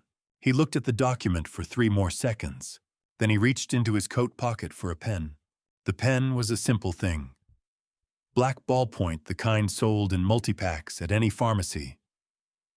Preston set it against the signature line with the ease of a man who had signed documents before, and expected to sign many more, the ease of someone who believed the pen was moving in his direction. Constance had her phone on the table beside the portfolio, angled toward the document. I had not noticed her position it. She was practiced at things I was only learning to see. The moment the signature was complete, she lifted the phone and photographed the document twice, once flat, once at an angle that captured Preston's hand still on the page. The sound of the shutter was quiet in the cafe, but it was the loudest thing in the room. Preston looked up. He looked at the phone first, then at Constance's face, which had not changed expression, then at me. I watched the recalibration happen faster this time, less controlled. The easy confidence that had carried him through the door 40 minutes ago was still there, but it was working harder now, the way a well-maintained machine sounds different when it is being asked to do something it was not built for.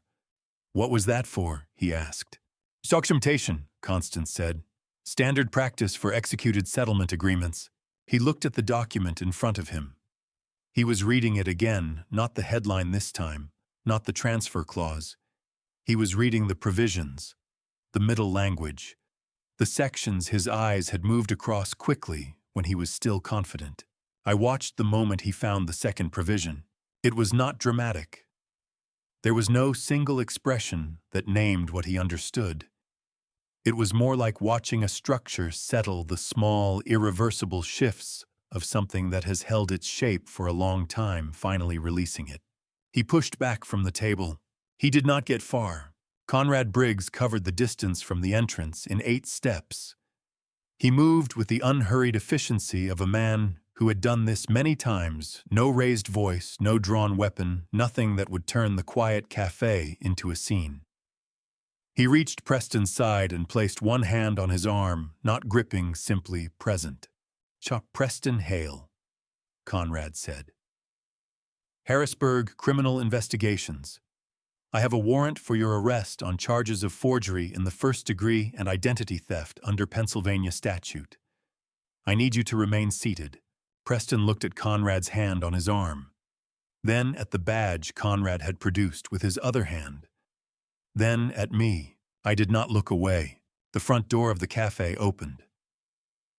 Agent Sylvia Rourke came through it with two agents behind her, both in plainclothes, both moving to positions that made the geometry of the room clear without requiring any of them to say a word.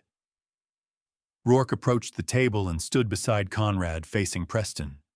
"Mr. Hale," she said. "Agent Sylvia Rourke, FBI, Philadelphia Field Office.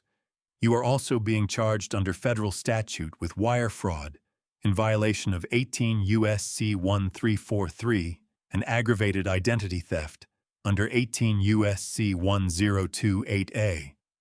These charges are concurrent with the state charges being executed by Detective Briggs." She placed a document on the table, the federal warrant already signed by a U.S. magistrate judge. "You have the right to remain silent. Anything you say can and will be used against you in a court of law. You have the right to an attorney.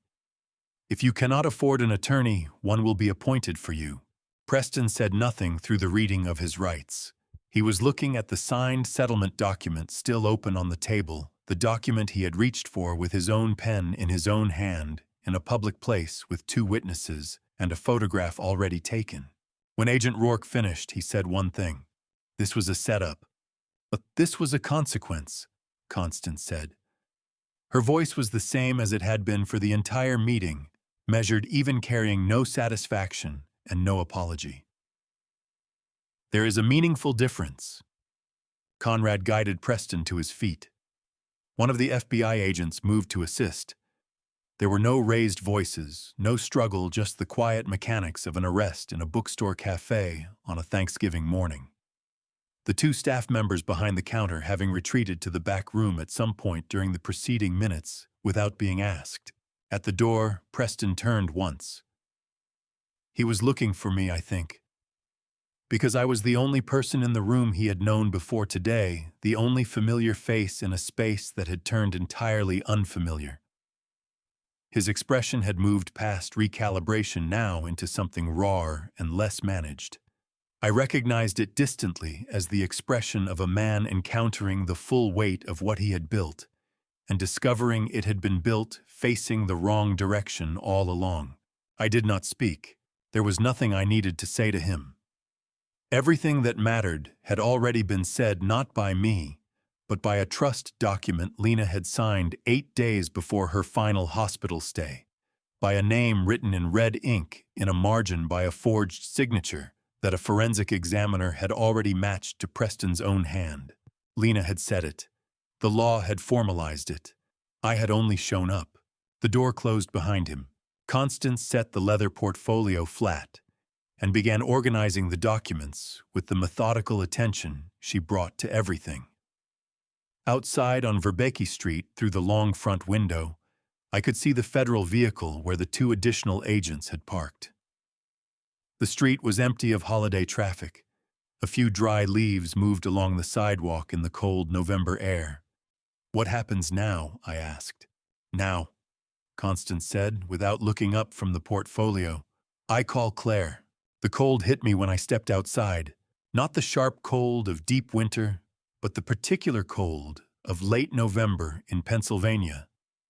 The kind that has been waiting at the edge of things for weeks and has finally decided it has waited long enough. I stood on the sidewalk outside Midtown Scholar and looked up North 3rd Street toward the state capitol building, its dome pale against the gray Thanksgiving sky. And I breathed. I had not realized until that moment how carefully I had been managing my breathing for the past 3 days. The federal vehicle was gone from Verbeke Street. Preston Hale was somewhere inside it, moving toward a processing facility, the mechanics of arrest converting a man who had walked into a cafe 40 minutes ago, believing he was collecting what he was owed, into a defendant with a case number and a court date. The city moved around that fact with complete indifference. A holiday, a few cars, a woman walking a dog past the bookstore window without glancing in. I sat on a bench outside the cafe and called Floyd. He answered before the second ring. Well, he signed, I said, a long exhale. Lord Almighty, Walter. Rourke and Briggs took him out the front door 20 minutes ago. No incident. Claire, Constance is calling her now. I'll go home in a few minutes. I looked at the empty street. I needed a moment. Take it, Floyd said. You've earned it. We stayed on the line without speaking for a while. The comfortable silence of two men who had known each other long enough that silence between them carried its own meaning. Floyd had driven to Lena's funeral in a borrowed truck because his own had broken down that week. He had sat in the second pew and held himself very still the entire service. I had noticed and never mentioned it. Some things between brothers do not require words. So I found out who Raymond Locke was, I said finally. Garrison's father. He came to the house years ago when Lena was still alive. She wrote his name in the trust document. She knew, Floyd said quietly. It was not a question. She knew enough, I said. She didn't know how it would come back, but she knew the name was worth keeping. That was Lena. I drove home through a city that smelled of wood smoke and cold air and the particular emptiness of a major holiday morning. The kind of emptiness that is not absence, but suspension, the whole ordinary machinery of a city resting between one day and the next. Claire was in the kitchen when I came through the door. She had been crying, not the desperate crying of the roadside 3 nights ago, but something quieter and more deliberate, the kind that belongs to relief rather than crisis. She crossed the room when she saw me and held on without saying anything, and I put my arms around her, and we stood in the kitchen where Lena had cooked and argued and laughed and kept her notebooks for 30 years, and I let her cry until she was finished. Everett was in the portable crib near the radiator awake, for once tracking the kitchen light with the unfocused attention of a 3-week-old discovering that the world has shapes in it. Constance explained what happened. Claire said, pulling back and wiping her face with the back of her hand. The document, the provisions, what he signed. Yes, he never read it carefully enough. No, when I said, he didn't. She looked at me with an expression I had not seen on her face in a long time, not since she was perhaps 12 years old and had come home from school having solved a problem she had been carrying for weeks. It was the expression of someone who has been afraid for so long that the first moment of safety feels almost unfamiliar. What happens next? She asked. Before I could answer, my phone rang. Agent Rourke. Mr. Gaines. Her voice carried the same level quality as always, but underneath it, something had loosened slightly, the particular tone of a professional who has reached the end of a long operation and is allowing herself, within professional limits, to acknowledge it. I wanted to inform you personally. At 2:17 this afternoon, agents from the Pennsylvania Attorney General's office, in coordination with our Philadelphia field team, arrested Garrison Locke at his residence in South Philadelphia. I looked at Claire. Locke is in custody, I said. Claire pressed her hand over her mouth. The charges, Agent Rourke continued, include operating an unlicensed lending operation in violation of Pennsylvania's Consumer Discount Company Act, criminal conspiracy under Pennsylvania statute, and 3 counts of wire fraud at the federal level connected to the money movements Corbin Shaw's records documented. The matter of Nadine Cross, Agent Rourke added, was being handled separately. She was a recipient of transferred funds, not a primary architect of the scheme, and her cooperation with federal investigators had already been established. The timing was coordinated with this morning's operation to ensure neither party could contact the other. The Raymond Locke connection. I said. Did the trust notation help? Significantly, she said. It establishes a 20-year pattern of targeting the same property through 2 generations of the same family. That changes the conspiracy charge from a single scheme to an ongoing criminal enterprise. The U.S. Attorney's Office considers it a material addition to the case. After I hung up, I stood at the kitchen window for a moment. The backyard was bare, the rose bush Lena had planted along the fence reduced to its winter skeleton, the grass pale and flat. In spring, it would come back the way it came back every year, regardless of what the winter had done to it. Floyd arrived at 4 with 2 grocery bags and the particular energy of a man who needed to do something useful with his hands. He cooked Thanksgiving dinner in Lena's kitchen, the same recipes she had used from memory, because he had watched her make them enough times to carry them without being told. We ate at the table where I had read Preston's text messages 3 mornings ago. Claire fed Everett and then ate with one hand, which Darlene had shown her was possible. Floyd told a story about a Thanksgiving in 1987 that involved a broken oven and a neighbor's borrowed turkey, and Claire laughed. Really laughed, the kind that catches you off guard and sounds like something being returned to its right place. Outside, the last of the November light went out of the sky. 2 men were in custody. The house on Garfield Street was still standing. There was still one thing I had not done. 3 weeks is not a long time. It is long enough, however, for a man to move from a cafe table to a defendant's chair for the paperwork of consequence, to work its way through the system and arrive at a courtroom on a Tuesday morning in December, with the particular institutional weight that only courtrooms carry. 3 weeks is long enough for a bail hearing to determine that a man with a one-way flight booked out of Philadelphia in 48 hours represents a flight risk significant enough to deny release. 3 weeks is long enough for a forensic document examiner's report to be filed for Corbin Shaw's USB records, to be entered into evidence for a federal grand jury to begin its separate proceedings in Philadelphia.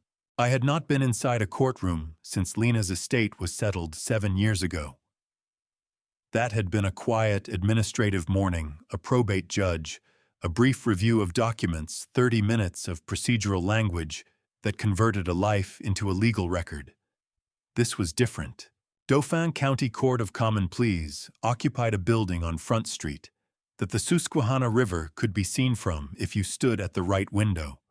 A detail I noticed while waiting in the hallway, because noticing small details was what I had apparently learned to do when larger things were being decided around me. Constance met us in the hallway at 8:45. She was in a dark suit, the leather portfolio under her arm, her reading glasses pushed up on her head.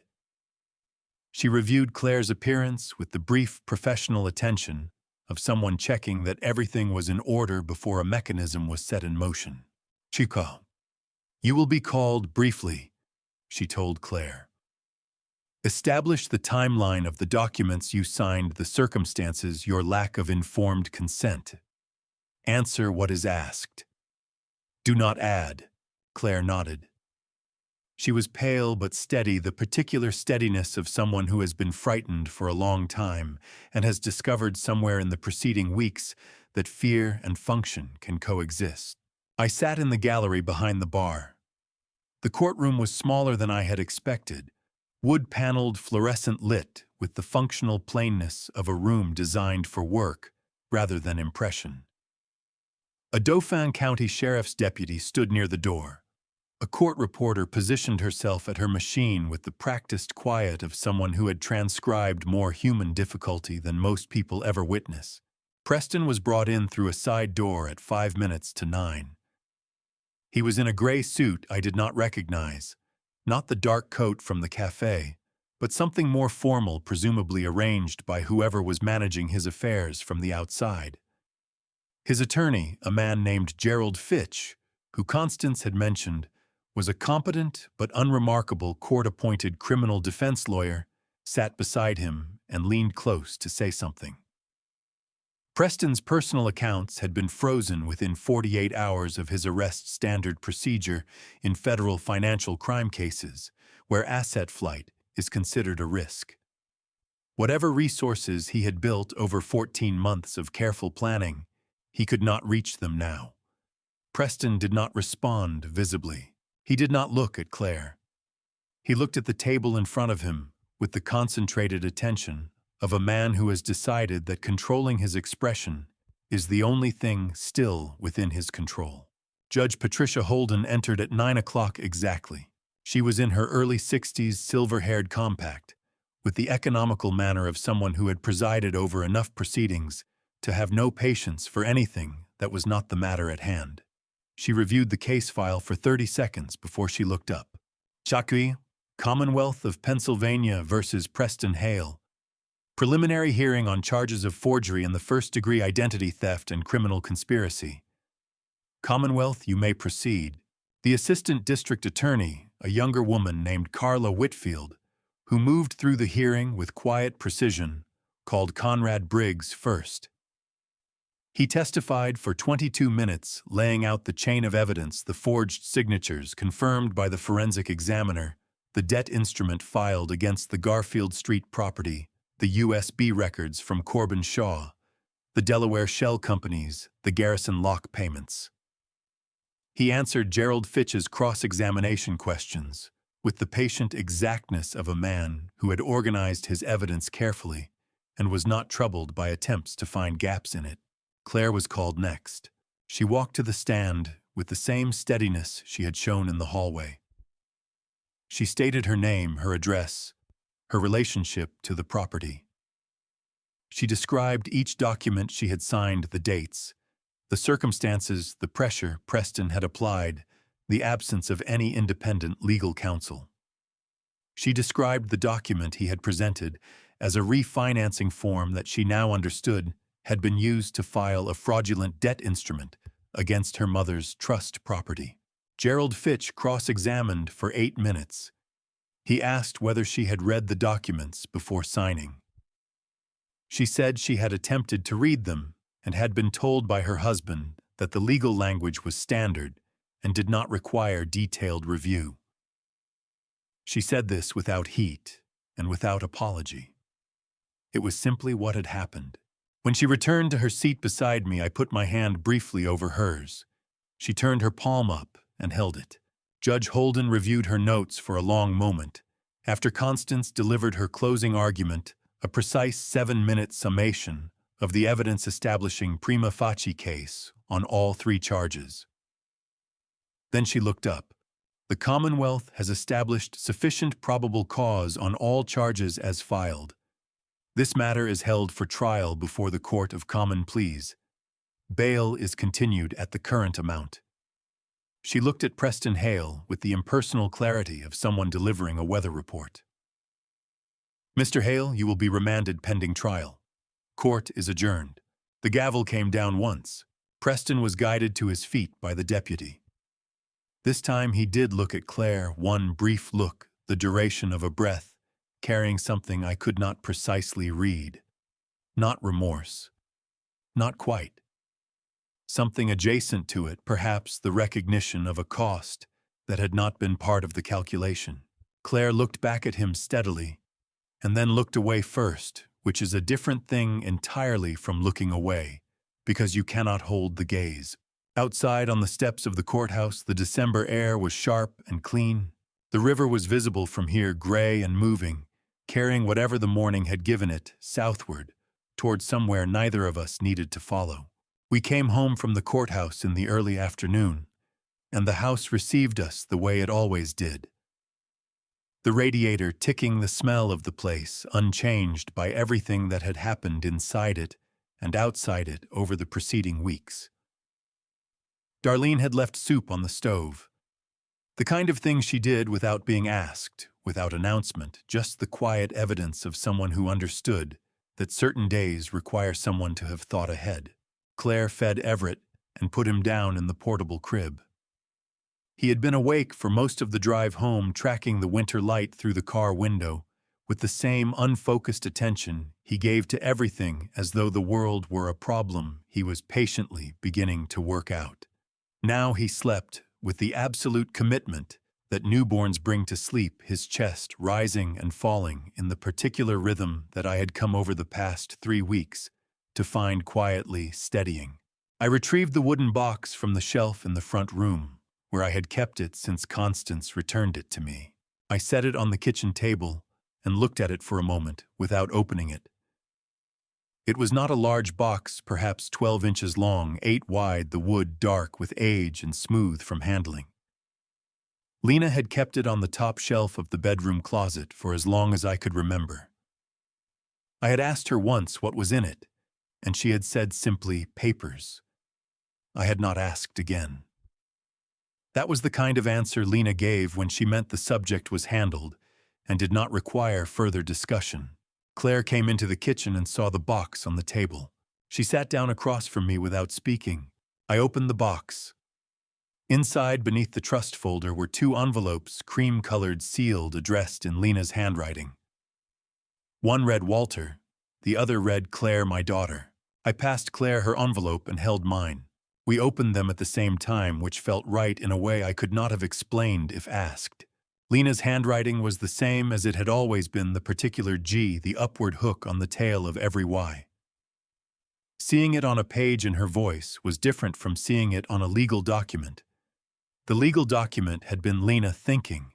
This was Lena speaking. She had written to me first about the house. About the afternoon she had decided to establish the trust.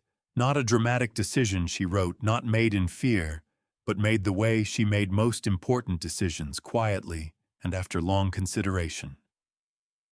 She had not told me because she had not wanted me to carry the knowledge as a worry. She had wanted it to exist simply as a fact, a thing already done, already in place, requiring nothing from me except to be found when it was needed. Then she addressed what I had been carrying since the night I found Claire, on Route 322. You will have wondered, she wrote, whether you failed to protect us. I know you. You will have turned that question over many times since you found her, and you will have answered it against yourself. I am writing this so that you have my answer instead of yours. I did not build this trust because I doubted you. I built it because I understood something about protection that took me a long time to learn, that the people who love us are not always present at the moment the threat arrives. Not because they failed, but because threats do not announce their timing. I built this so that my protection could be present even when you could not be. That is not a substitution for your love. It is something that exists alongside it. Do not carry this as a failure. Carry the box instead. It is lighter. I set the letter down on the table. I did not trust my voice enough to speak, so I did not attempt to. Across the table, Claire was reading her letter. I watched her face move through it, not with the urgent distress of someone receiving difficult news, but with the slower expression of someone receiving something they had needed for a very long time, without knowing precisely what shape it would take when it arrived. She read it twice. Then she set it on the table and looked at the window for a moment. The December dark outside the kitchen light reflected back at us in the glass. She knew I might grow up thinking the hard things were my fault, Claire said. Not to me specifically. To the room, perhaps. To the house. Yes, I said. She wrote. Claire stopped. She picked up the letter again and read from it directly, her voice careful and even. Whatever weight you have carried to reach this moment, set it down on the floor of this house. This house was built to hold more than furniture. It was built to hold you. The radiator ticked. Everett made a small sound in his sleep and resettled. I reached across the table and put my hand over Claire's.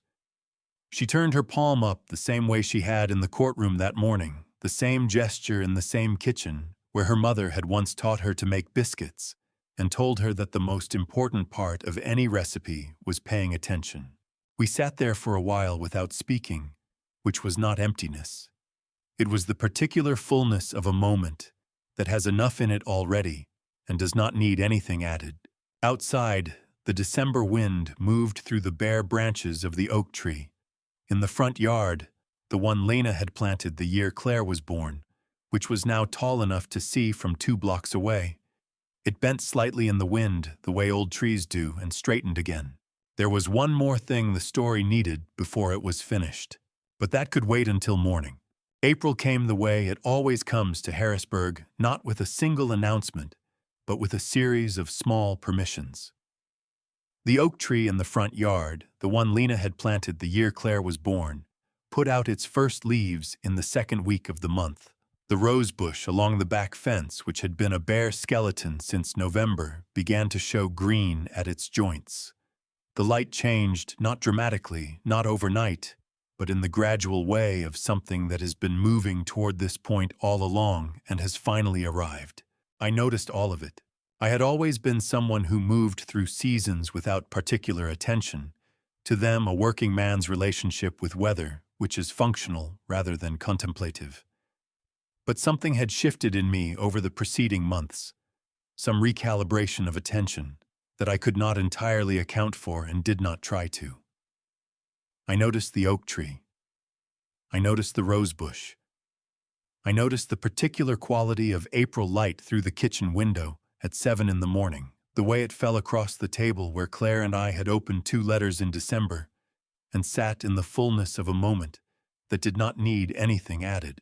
Claire had found a part-time position at a nonprofit legal aid office in Midtown Harrisburg in February.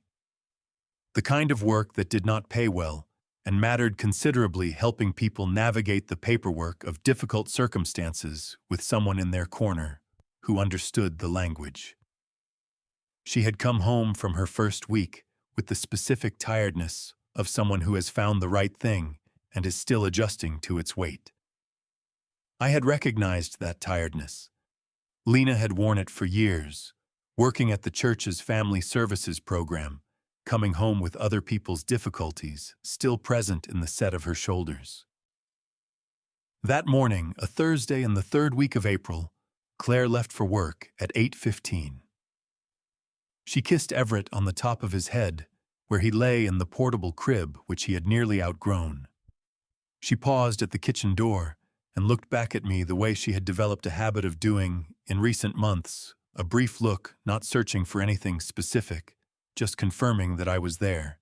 "I'll be home by 4, she said. "I know," I said. "We'll be here." She went out the front door. A moment later, I heard her car start, and then the sound of it moving down Garfield Street growing smaller until the ordinary sounds of the morning absorbed it. I picked up Everett. He was nearly 5 months old now. Heavier than the weightless thing I had carried through a hospital door in November, with the beginning of a personality that expressed itself primarily through strong opinions about what he was looking at, and a laugh that arrived without warning and lasted longer than seemed possible for something so small. He did not laugh this morning. He looked at the kitchen window with the concentrated attention he brought to light, working something out. I carried him to the front room and sat in the armchair, Lena's armchair, reupholstered once in 30 years, positioned where it had always been positioned to catch the morning sun through the front window. The wooden box was on the side table beside it, where I had kept it since December. I had not moved it to a shelf or a drawer. It belonged where I could see it. I picked it up with my free hand. Everett settled against my chest and held it the way Lena had told me to in her letter. It was lighter than I expected. It always was. Preston Hale had entered a plea agreement in March, 3 counts the state charges with the federal case proceeding separately under the U.S. Attorney's Office. Constance had called me when it was finalized and said in her precise way that the Garfield Street property was clear of all encumbrances, the fraudulent debt instrument vacated, and Claire's ownership of her share of the trust uncontested. I had thanked her, and she had said there was no need, and I had said there was, and we had left it at that. Garrison Locke's case was still moving through the Pennsylvania Attorney General's process. These things took time, Constance had said, but the evidence was substantial and the direction was clear. Floyd came by on Saturdays now. He and Everett had developed a rapport that I found quietly remarkable. Floyd, who had never had children of his own and carried that fact with the stoic acceptance of a man who had made his peace with it long ago, held Everett with a confidence that suggested some knowledge does not require practice. Darlene came by on Tuesdays and Wednesdays. The house had a rhythm again. I looked at Everett, looking at the window. The oak tree was visible from here, its new leaves catching the April light moving slightly in the morning air. Lena had planted it 28 years ago in the spring, carrying the sapling from a nursery in the back of our old station wagon, insisting on digging the hole herself, because she said she wanted it to know from the beginning that it was planted with intention. I had stood beside her and handed her the water. That was the division of labor she had established. The tree was 40 feet tall now. I thought about a November night on Route 322, about a small figure in the rain and a car that had already driven away, about the particular sound of a newborn breathing in a hospital corridor, and a nurse named Miriam Cole saying they had arrived in time, about a wooden box on a closet shelf for 30 years, about red ink in a margin, about a pen moving across a document in a cafe on Thanksgiving morning, and the quiet that followed it. I thought about Lena planting a tree and saying she wanted it to know it was planted with intention. Everything she had built. The trust, the envelopes, the careful notation in red ink beside a clause about unauthorized access had been planted the same way. Not in fear, not in doubt. In the specific intention of a woman who understood that the people she loved would need ground to stand on after she was gone, and who had spent 30 years quietly preparing it. I had not been able to protect her at the end. That was still true, and would remain true. But I had found Claire on a wet November road and brought her home, and I had opened a box that was waiting to be opened, and I had sat in a cafe and watched a reckoning arrive that Lena had set in motion long before any of us understood what we were part of. Everett turned his face toward me. He looked at me with the full attention that infants give to faces, the complete unguarded examination of someone who has not yet learned to look at anything partially. I held the box in one hand and my daughter's son in the other. Outside, the April light moved through the oak tree's new leaves and fell across the front porch in patterns that shifted and settled and shifted again the way light does when it has something to move through. The promise had been kept. If this story stayed with you, if something in it reminded you of the people who prepared the ground beneath your own feet before you knew you would need it, then carry it with you. Share it with someone who needs to hear it. And if you have known a person who loved quietly and built carefully and left something behind that only made sense later, then you already understand what this story was about. I will be here when you come back. I have lived 68 years, and I will tell you what I know. God does not always arrive when we call, but he arrives before the damage becomes permanent. On a November road in the rain, he arrived wearing a pair of headlights that almost did not stop. If I could speak to the man I was before all of this, I would tell him, do not mistake silence for strength. Do not mistake distance for protection. The people who need you cannot wait for you to be ready. Do not assume that loving someone is the same as protecting them. Love is the reason you build a shield. It is not the shield itself. Lena knew that. I learned it too late, and my family nearly paid the price for my assumption that silence meant safety. Here is what I believe: the people who love us quietly, who write names in red ink and seal envelopes and plant trees, they may not live to see fully grown. Those people are the architecture of our lives. We do not always recognize it until we need it. If this story moved something in, you leave a word below. Share it with someone carrying a weight they have not named yet. And if you believe these stories deserve to be heard, stay close. Thank you for walking this road to the end. The stories ahead contain fictional elements built for reflection and education. If that is not what you need today, step away freely and come back when you are ready.